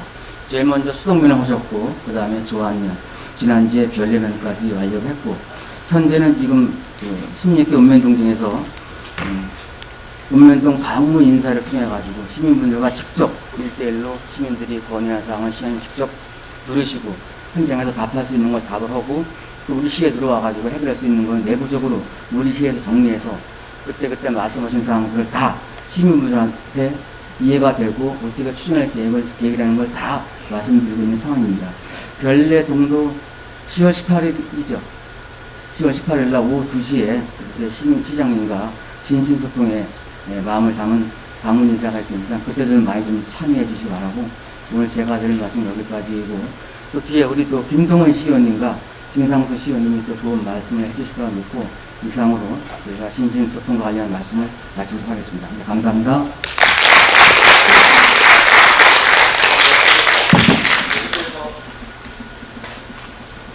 네, 계속해서 두 번째 토론으로 진행하겠습니다. 다음으로는 국민의힘 김동훈 시의원님께서 토론해 주시겠습니다.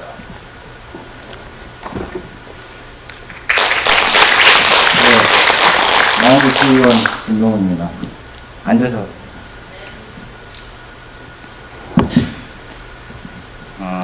오늘 이렇게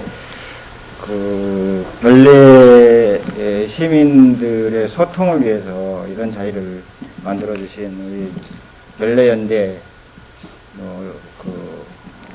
의장님과 또 운영위원장님 또 사회 이하 단체장님 여러분 감사드리고 제가 생각해 보니까 우리 별내연대에서 왜 소통이란 주제로 오늘 2차 포럼을 하게 됐을까라는 생각을 해보니까 과연 지금까지 별내에서 소통이 잘 됐으면 이 소통 주제로 오늘 정했을까 하는 생각을 해보면서 우리가 소통이 좀 많이 부족하지 않았나, 앞으로 좀 소통을 더 잘해보고자 하는 어떤 의미에서 그 주제를 정했다고 생각을 했습니다. 맞습니까? 네.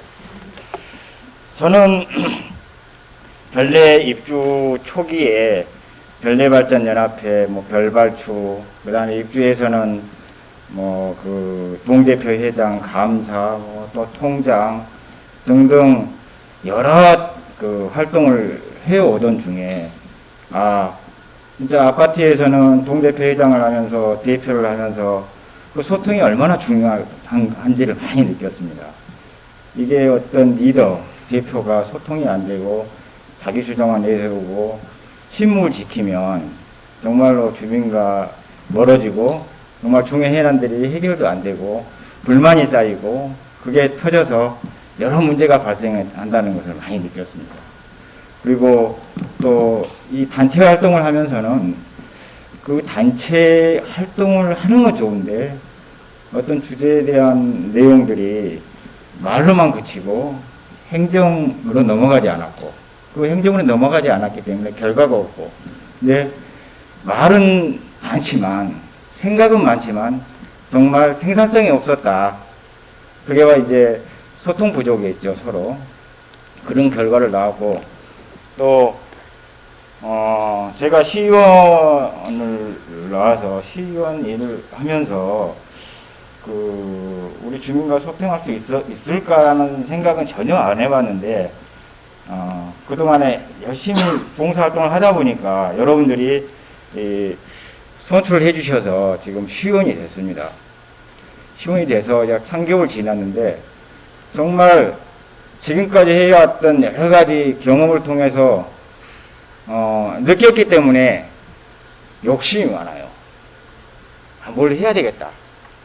눈에 보이는데 그게 혼자서는 안 되는 일이지 않습니까? 이제 혼자서는 안 되고 여기 계신 관심이 많은 우리 주민들과 우리 여기 사회단체장님들, 별내연대, 그리고 우리 시의원들이 소통을 통해서 뭔가 만들어야 된다는 그런 걸 많이 느끼고 있습니다. 그래서 다시 말씀드리지만 이 소통 문제는 우리 별내에서 지금 어떤 수건 사업들이 정체되어 있는 이런 현실 속에서 가장 해결할 수 있는 방법이 뭐냐? 보다 적극적인 소통이 필요하다. 의욕만 가지고는 쉽게 풀리지 않는다. 아마 여기 계신 분들은 어느 정도 제가 말씀드린 내용이 무슨 뜻인지 알 겁니다.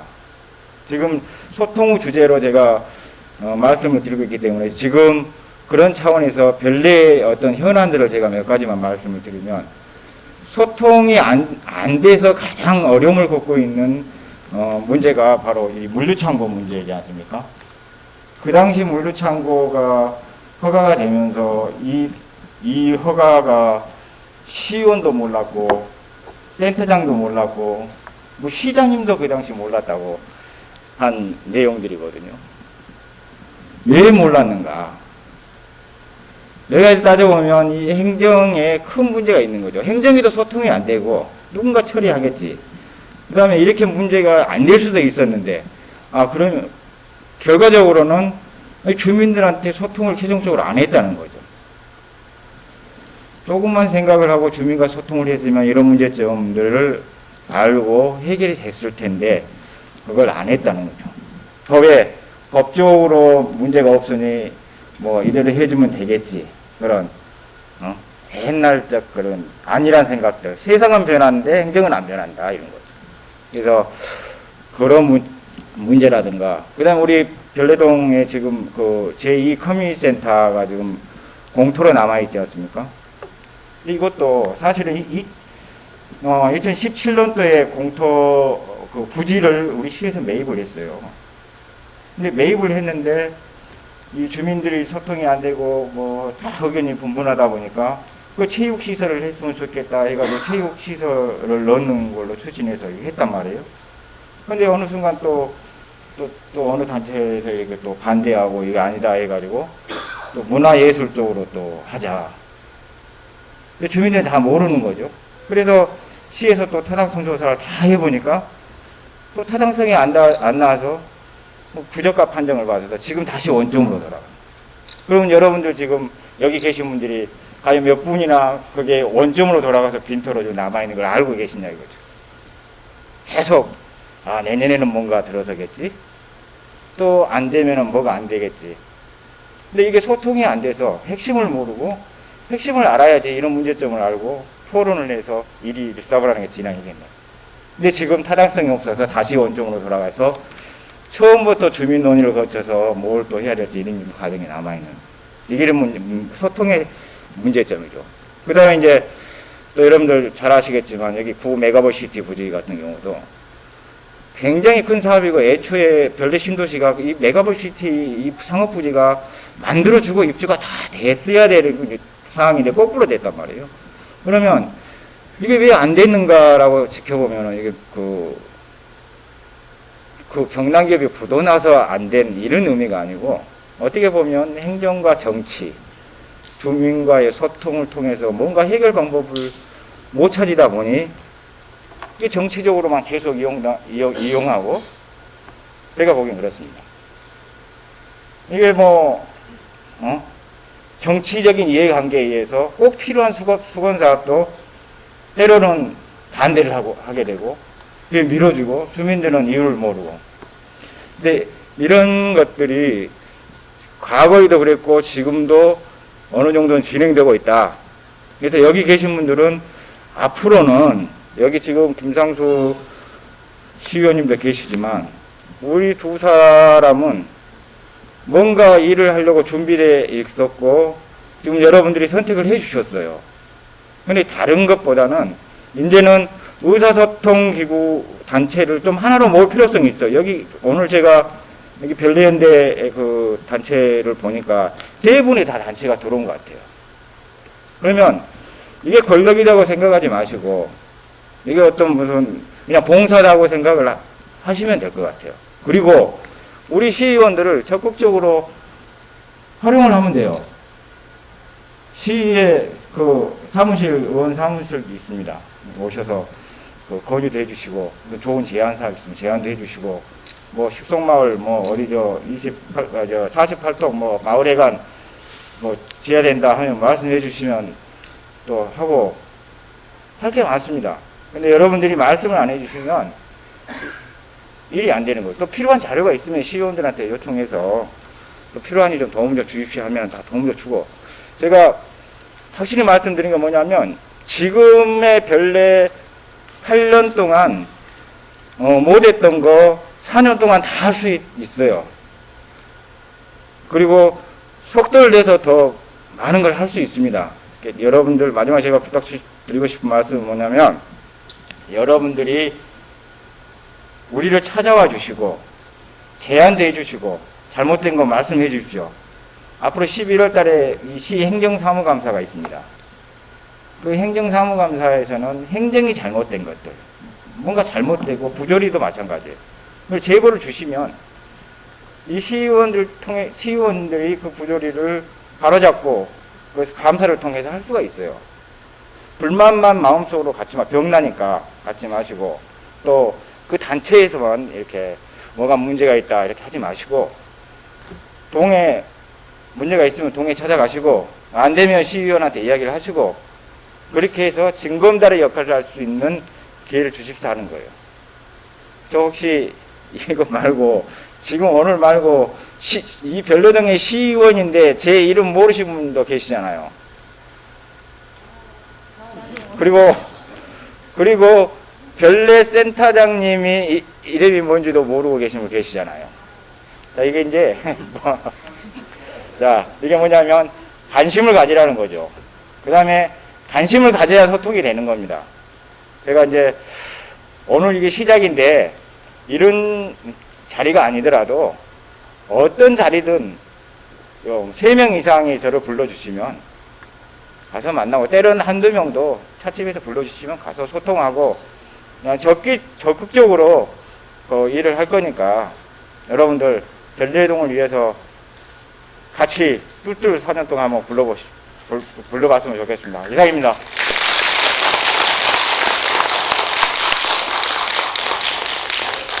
제보를 기다리시는 김명호 시의원입니다. 다음 토론자로 더불어민주당 김성수 시의원이 계속 진행해 주시겠습니다. 다시 한번 인사드리겠습니다. 안녕하십니까, 김상수 시의원입니다. 좀 앉아서 토론 주제를 말씀을 드리겠습니다. 멀리 계시고 잘 들리시나요? 음성이? 네. 그러시군요. 우선 포럼할 때 주제나 발제를 할 때 후발에 쓰면 안 됩니다. 뒤쪽에서 발제를 하면 안 되는데 선두에서 먼저 얘기를 해야 제일 좋은데 어떻게 대답을 이제 뒤에서 말씀하게 됐습니다. 지루하지 않게끔, 또 저에게 주어진 시간이 10분밖에 안 돼서 제가 좀 준비한 내용들이 있는데요. 이 부분을 좀 말씀드리겠습니다. 우선 소통이라는 너무 중요하고 또 반가운 화두를 던지며 포럼을 준비해 주신 우리 별내 시민단체연대 한천영 우리 운영위원장님, 그리고 이규영 주민자치위원장님을 비롯한 모든 분들께 감사하다는 말씀 먼저 드리고 시작하겠습니다. 우선 저는 시의원이 되기 위해 선거 유세를 할 때 여러 공약 중에서 소통을 참 많이 소통을 잘하겠다고 참 많이 강조해 왔습니다. 그래서 저는 소통의 필요 충분 조건으로 상대방과 소통하기 위해 가장 중요한 것은 무엇일까? 라는 부분을 고민하기에 이르렀습니다.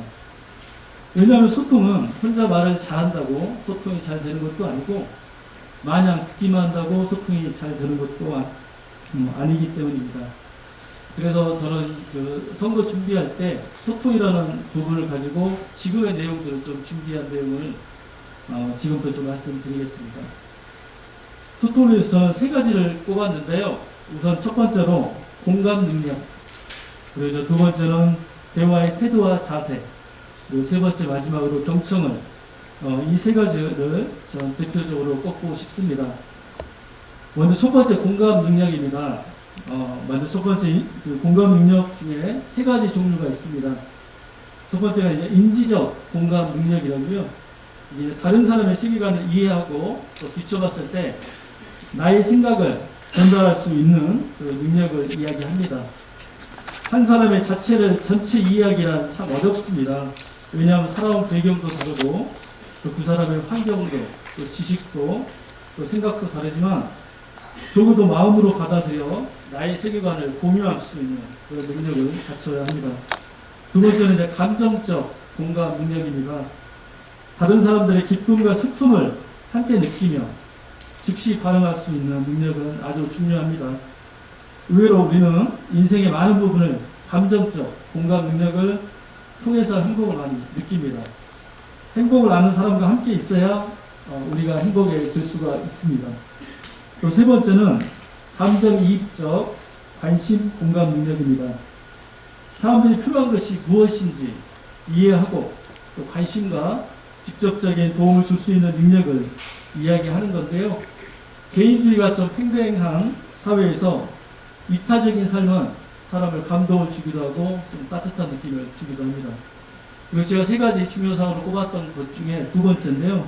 두 번째는 대화의 태도와 자세입니다.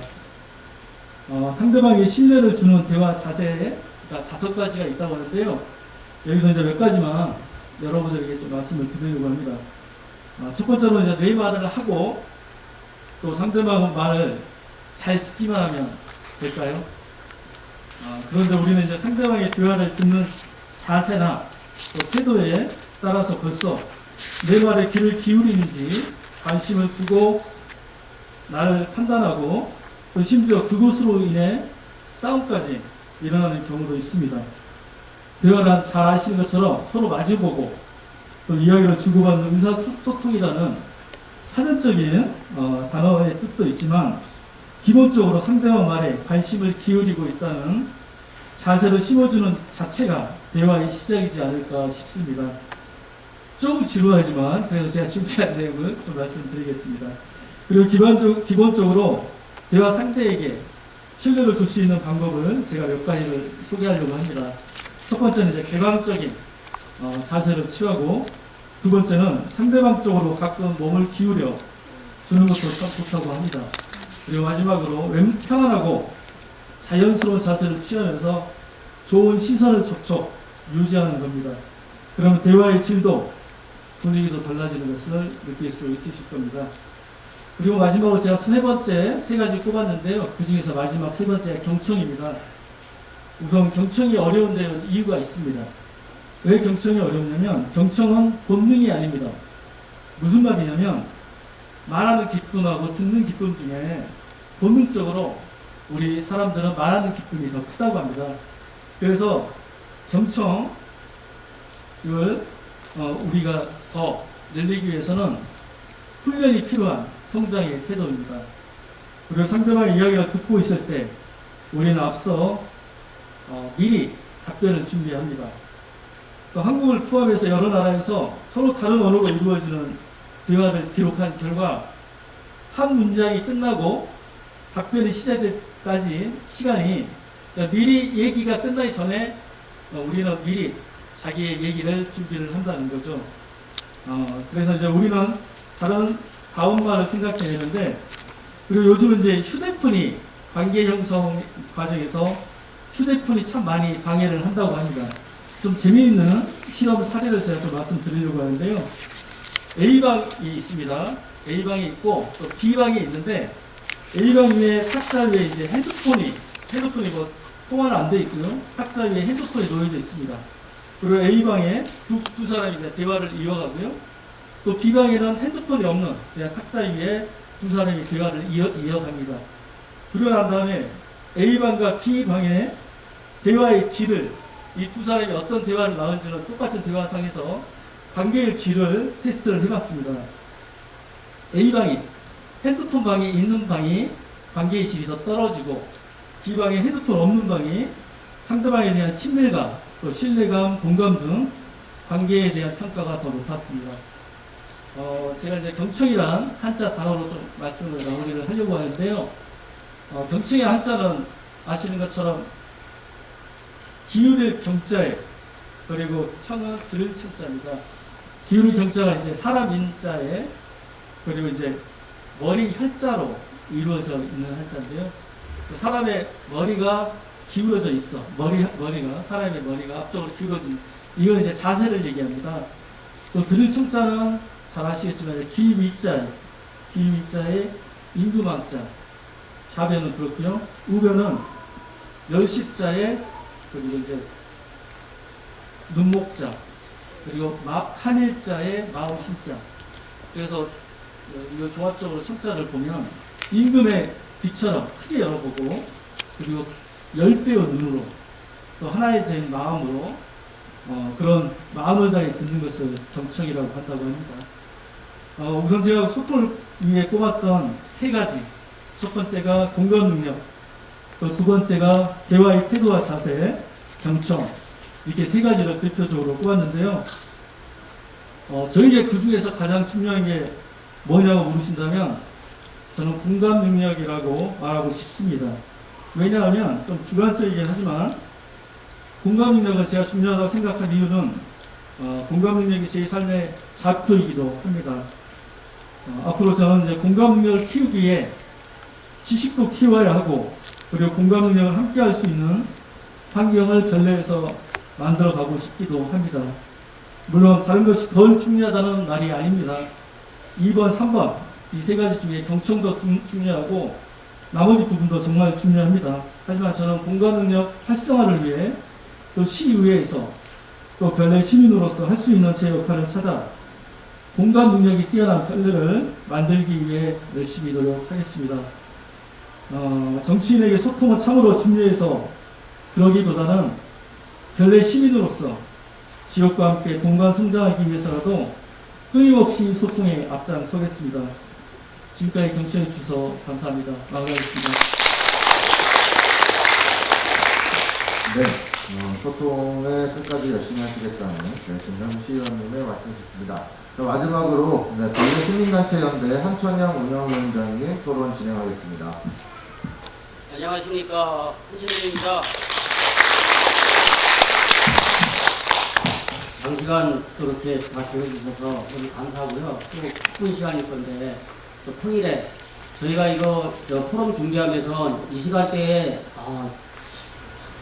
과연 얼마나 오실까 이런 걱정이 제일 컸습니다.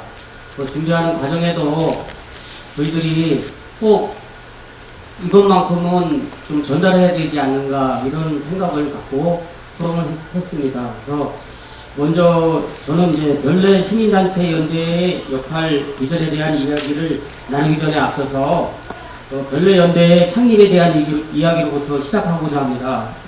변래 신도시는 아시다시피 변래면의 덕동리 외 4개 리가 개발되어 지금의 변래동이 되었습니다. 당시 저는 그 통장으로 활동하던 시절이었는데요. 그 당시에는 통장님 몇 분들과 그 LH 변래 신도시 개발 사업 진행의 문제점을 찾아 해결하고자 늘 변래 동사무소 공무원들과 같이 지혜를 모으고 또 해결하고자 수없이 동사무소를 방문하기도 했던 기억이 납니다. 지금은 부인 계신 초대 최영국 동장님은 통장협의회가 찾아낸 문제점을 남양주시 관련 부서에 알리고 변래 동사무소에서 남양주시 공무원들과 수시로 모여 해결 방안을 논의하며 소통하였습니다. 연례동의 아파트 입주민이 많아지면서는 사회단체와 또 각 동대표회와 함께 연례 시민 총연합회라는 협의체를 결성하여 더 조직적으로 시민 활동을 전개한 바도 있습니다. 아파트 예비 입주자 대표회의인 당시 별내발전 추진협의회, 별발추라고 합니다. 별발추와도 통합하여 지금 활동하고 있는 별내발전연합회를 창립하기도 하였습니다. 돌이켜보면 지금보다 시민단체와 많이 소통이 잘 이루어졌던 시기였던 것 같습니다. 별내연대는 갑자기 생긴 단체가 아니라 이렇게 긴 시간의 경험과 연례동 시민들의 필요에 의해 다양한 시민단체가 조직되었으며 각 시민단체의 공통의 필요를 바탕으로 연례 시민단체 연대가 창립되었다고 생각합니다. 민선 8기 남양주시도 시민들과 소통을 강조하고 있으며 많은 정치인들이나 단체 및 기관들도 시민들과 또는 상호간 소통을 강조하고 있습니다. 그러나 시민들이 체감하는 그 만족도는 그다지 높은 점수가 아니라는 것이 중론입니다. 지난 별내 10년을 구석구석 돌아보고 새로운 10년을 준비하는 별내연대의 포럼에서 많은 현안을 기록하고 소통을 가장 중요한 의제로 잡은 것도 그러한 이유입니다. 누가 누구를 대표하고 누가 누구의 목소리를 대의하고 있는 것처럼 보이지만 사실상은 마땅한 공론장도 없으며 서로의 의견을 조율하는 과정도 부재한 채 각자의 주장만 난무하고 있습니다. 그 주장이 공익과 대의를 위한 것이면 그나마 다행이라고 생각합니다. 연례연대는 이번 포럼에서 행정, 시민과 단체, 시민과 시민들 간의 소통과 거버넌스를 이끌어내는 새로운 제안을 내어놓고자 준비하였습니다. 우리 별내동의 삶에 필요한 현안들을 요구함은 시민들이지만 이를 끝까지 해결함은 행정기관이 담당해야 합니다. 따라서 우리 별내동의 행정기관은 별내동 사무소입니다. 이를 위해 시민들의 의견 제안에서 의사결정과 행정기관이 해결을 요구하는 거버넌스 구축이 필요하다고 생각했습니다. 별내연대는 별내동사무소의 행정기관과 소통하면서 우리 별내동의 더 좋은 삶을 위해 소통의 창구가 되도록 노력해 나가고자 하며 이를 위해 의사결정기구 전달 체계를 위한 최소한의 프로세스를 제안하고자 합니다. 화면 보고 말씀드리겠습니다. 전체적인 별내동 의제 수행에 체계된 프로세스입니다. 한 가지씩 말씀드리겠습니다. 현재 별내동의 주체는 별내동민, 별내시민단체, 사회단체라고 말할 수 있겠습니다. 여기에 있는 별내 주체가 우리 별내동의 현안 사항들이 발생하게 됩니다. 지금은 어떤 사안들이 생기면은 자기 주장만 하고 그 결과를 어디다가 토론할 데가 없습니다. 또 필요하면은 동사무소를 전환한다든가 시를 전환한다든가 또 찾아가서 그냥 화풀이 정도만 하는 게 현재의 상황입니다. 근데 우리의 별내동 주체가 별내동민 시민단체, 사회단체가 의제를 발굴하여 그 의제를 수립한 것을 별내시민단체연대가 시의원과 다행히도 저희들 그 별내동에서 두 분의 시의원이 올해 기분 좋게 이렇게 당선이 되셨습니다. 그래서 저희들은 현재 제가 이제 이 프로세스를 설명하는 주제가 아까도 김동훈 의원이 말씀하셨듯이 시의원을 최대로 활용하자는 의미도 있습니다. 그래서 이렇게 밑에 별내동 주체가 의제를 발굴하고 그 의제를 수립해서 시의원과 상의 후에 의사를 보강하고 전달하는 역할을 시의원이 하는 체계입니다. 그 다음에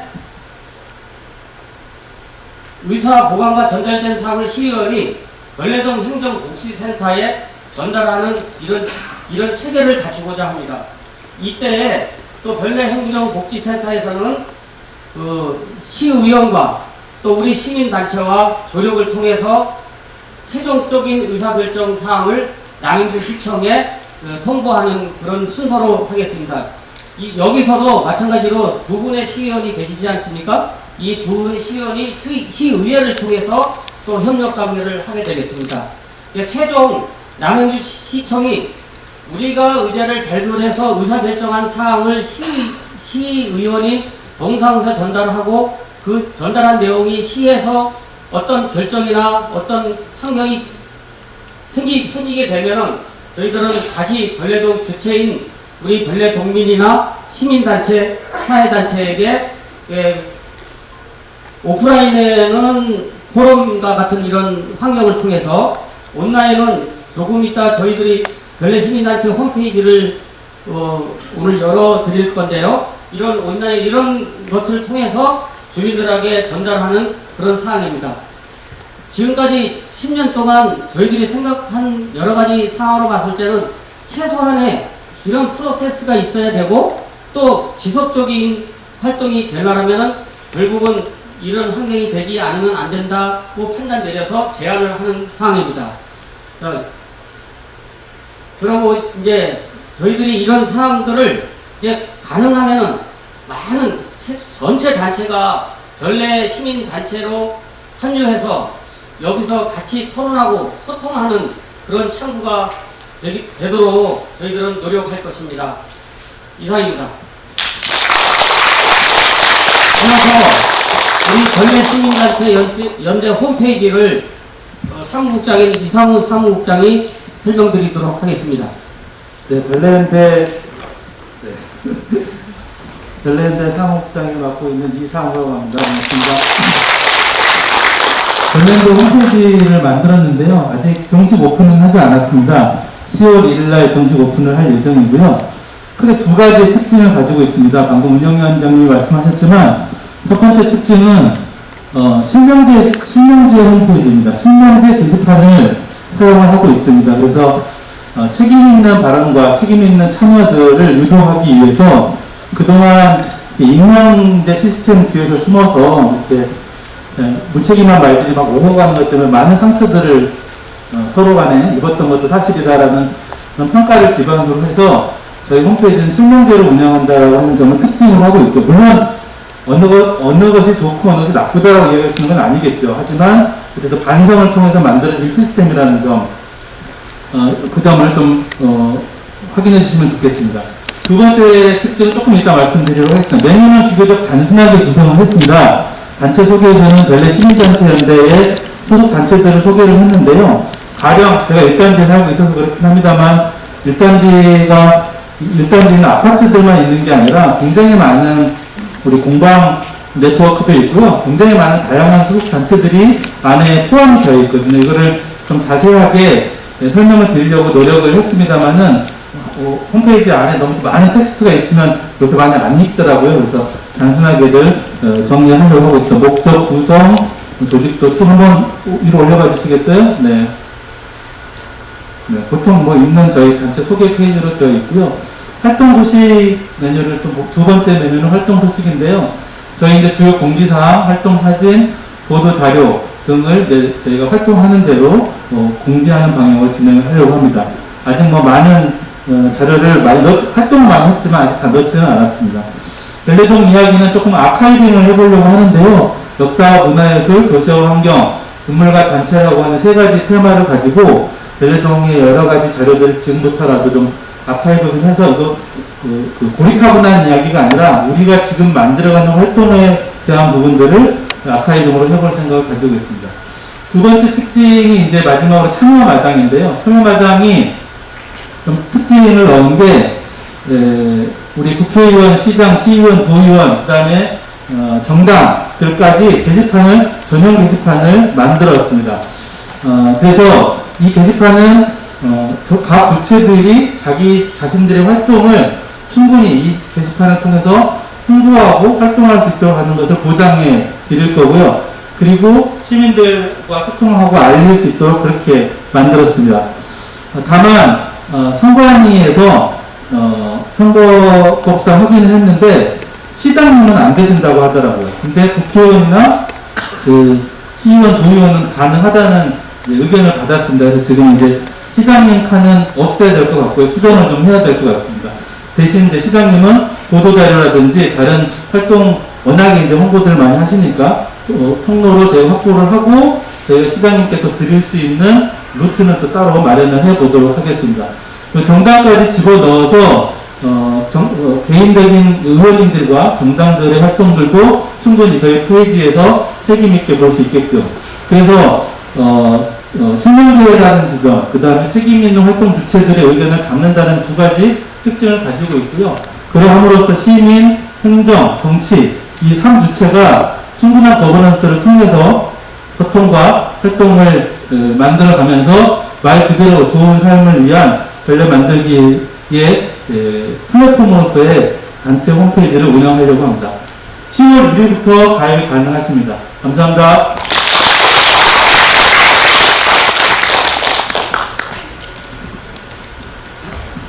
네, 저희 지금까지 해서 모든 토론은 끝났는데요. 초기에 말씀을 드린 대로 저희가 QR코드를 통해서 입장하시면 보도판이 있고 거기에 글을 남겨주시면 같이 공유하고 질문하는 시간을 갖도록 하자고 했는데요. 그걸 먼저 공개를 하고 같이 진행해 보도록 하겠습니다. 오늘 소통이라는 주제를 가지고 여러 가지 의견과 여러 가지 발제와 토론을 좀 진행을 해봤는데요.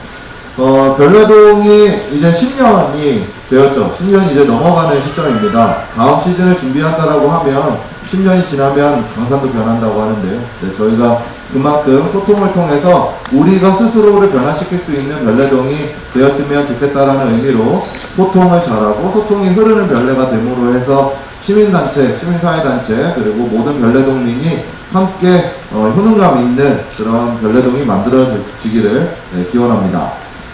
네, 준비가 좀 걸리는 것 같습니다. 오늘 끝나고 나면 단체 사진을 찍어야 되겠죠. 근데 이 단체 사진이 저희는 내빈 여러분만 모시고 찍을 수는 없으니 앞에 계시는 분들이 밑으로 내려가서 위에 이 앞에서 여러분들을 보고 사진을 찍는 게 좋을 거라고 생각이 듭니다. 네, 끝나더라도 먼저 가시지 마시고 같이 단체 사진 촬영에 임해 주셨으면 좋겠습니다. 네, 보드판인데요. 글이 하나가 올라와 있네요. 네, 여기에는 시의원님들 주간 1회 활동 보고를 지역 주요 대표 카페에 해주세요. 네, 시의원님들 활동 보고 매주 1회 정해진 요일에 해주세요. 활동이 있던 없던 활동의 성공과 실패는 아무 상관없습니다. 라고 글을 남겨주셨습니다. 네, 시의원님들 저희 아까 방금 보여드렸던 별내 시민단체 연대 홈페이지에 시의원 방이 따로 있는데요. 이쪽을 통해서 같이 활동 보고 혹은 여러분들과 소통할 수 있는 주제를 가지고 계속 글을 남겨주실 거라고 믿습니다.